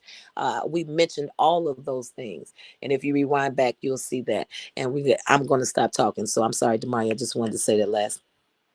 You good. Listen, guys, we really do appreciate you all for coming on today and being here. Like I said before, if you guys really want to support us, thank you for the cash apps. Thank you for all of that. Thank you for donating, all of those things. Remember this, that George Floyd was not the first, and I'm quite sure that he's not going to be the last. But remember these faces, and let's try to do something different.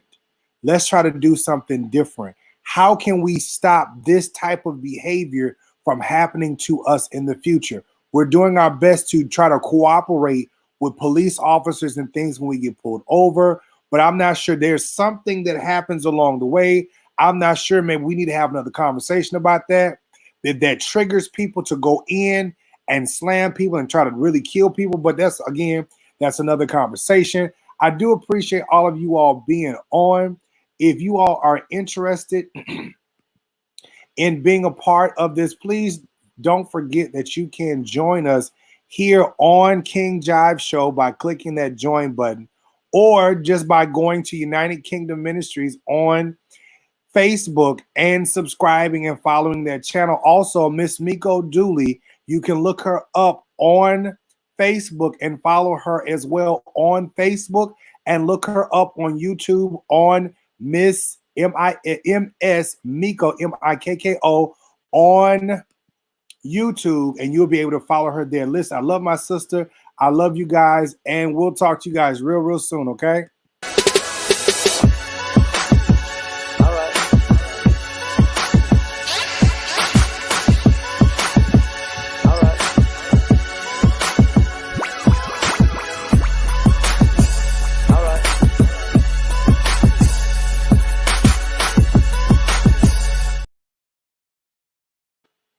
I'm sorry, y'all. That was Cuttin Mikko, Cuttin Mikko, Mikko on Facebook. Until next time, guys, we'll talk to you soon. All right, talk to you later.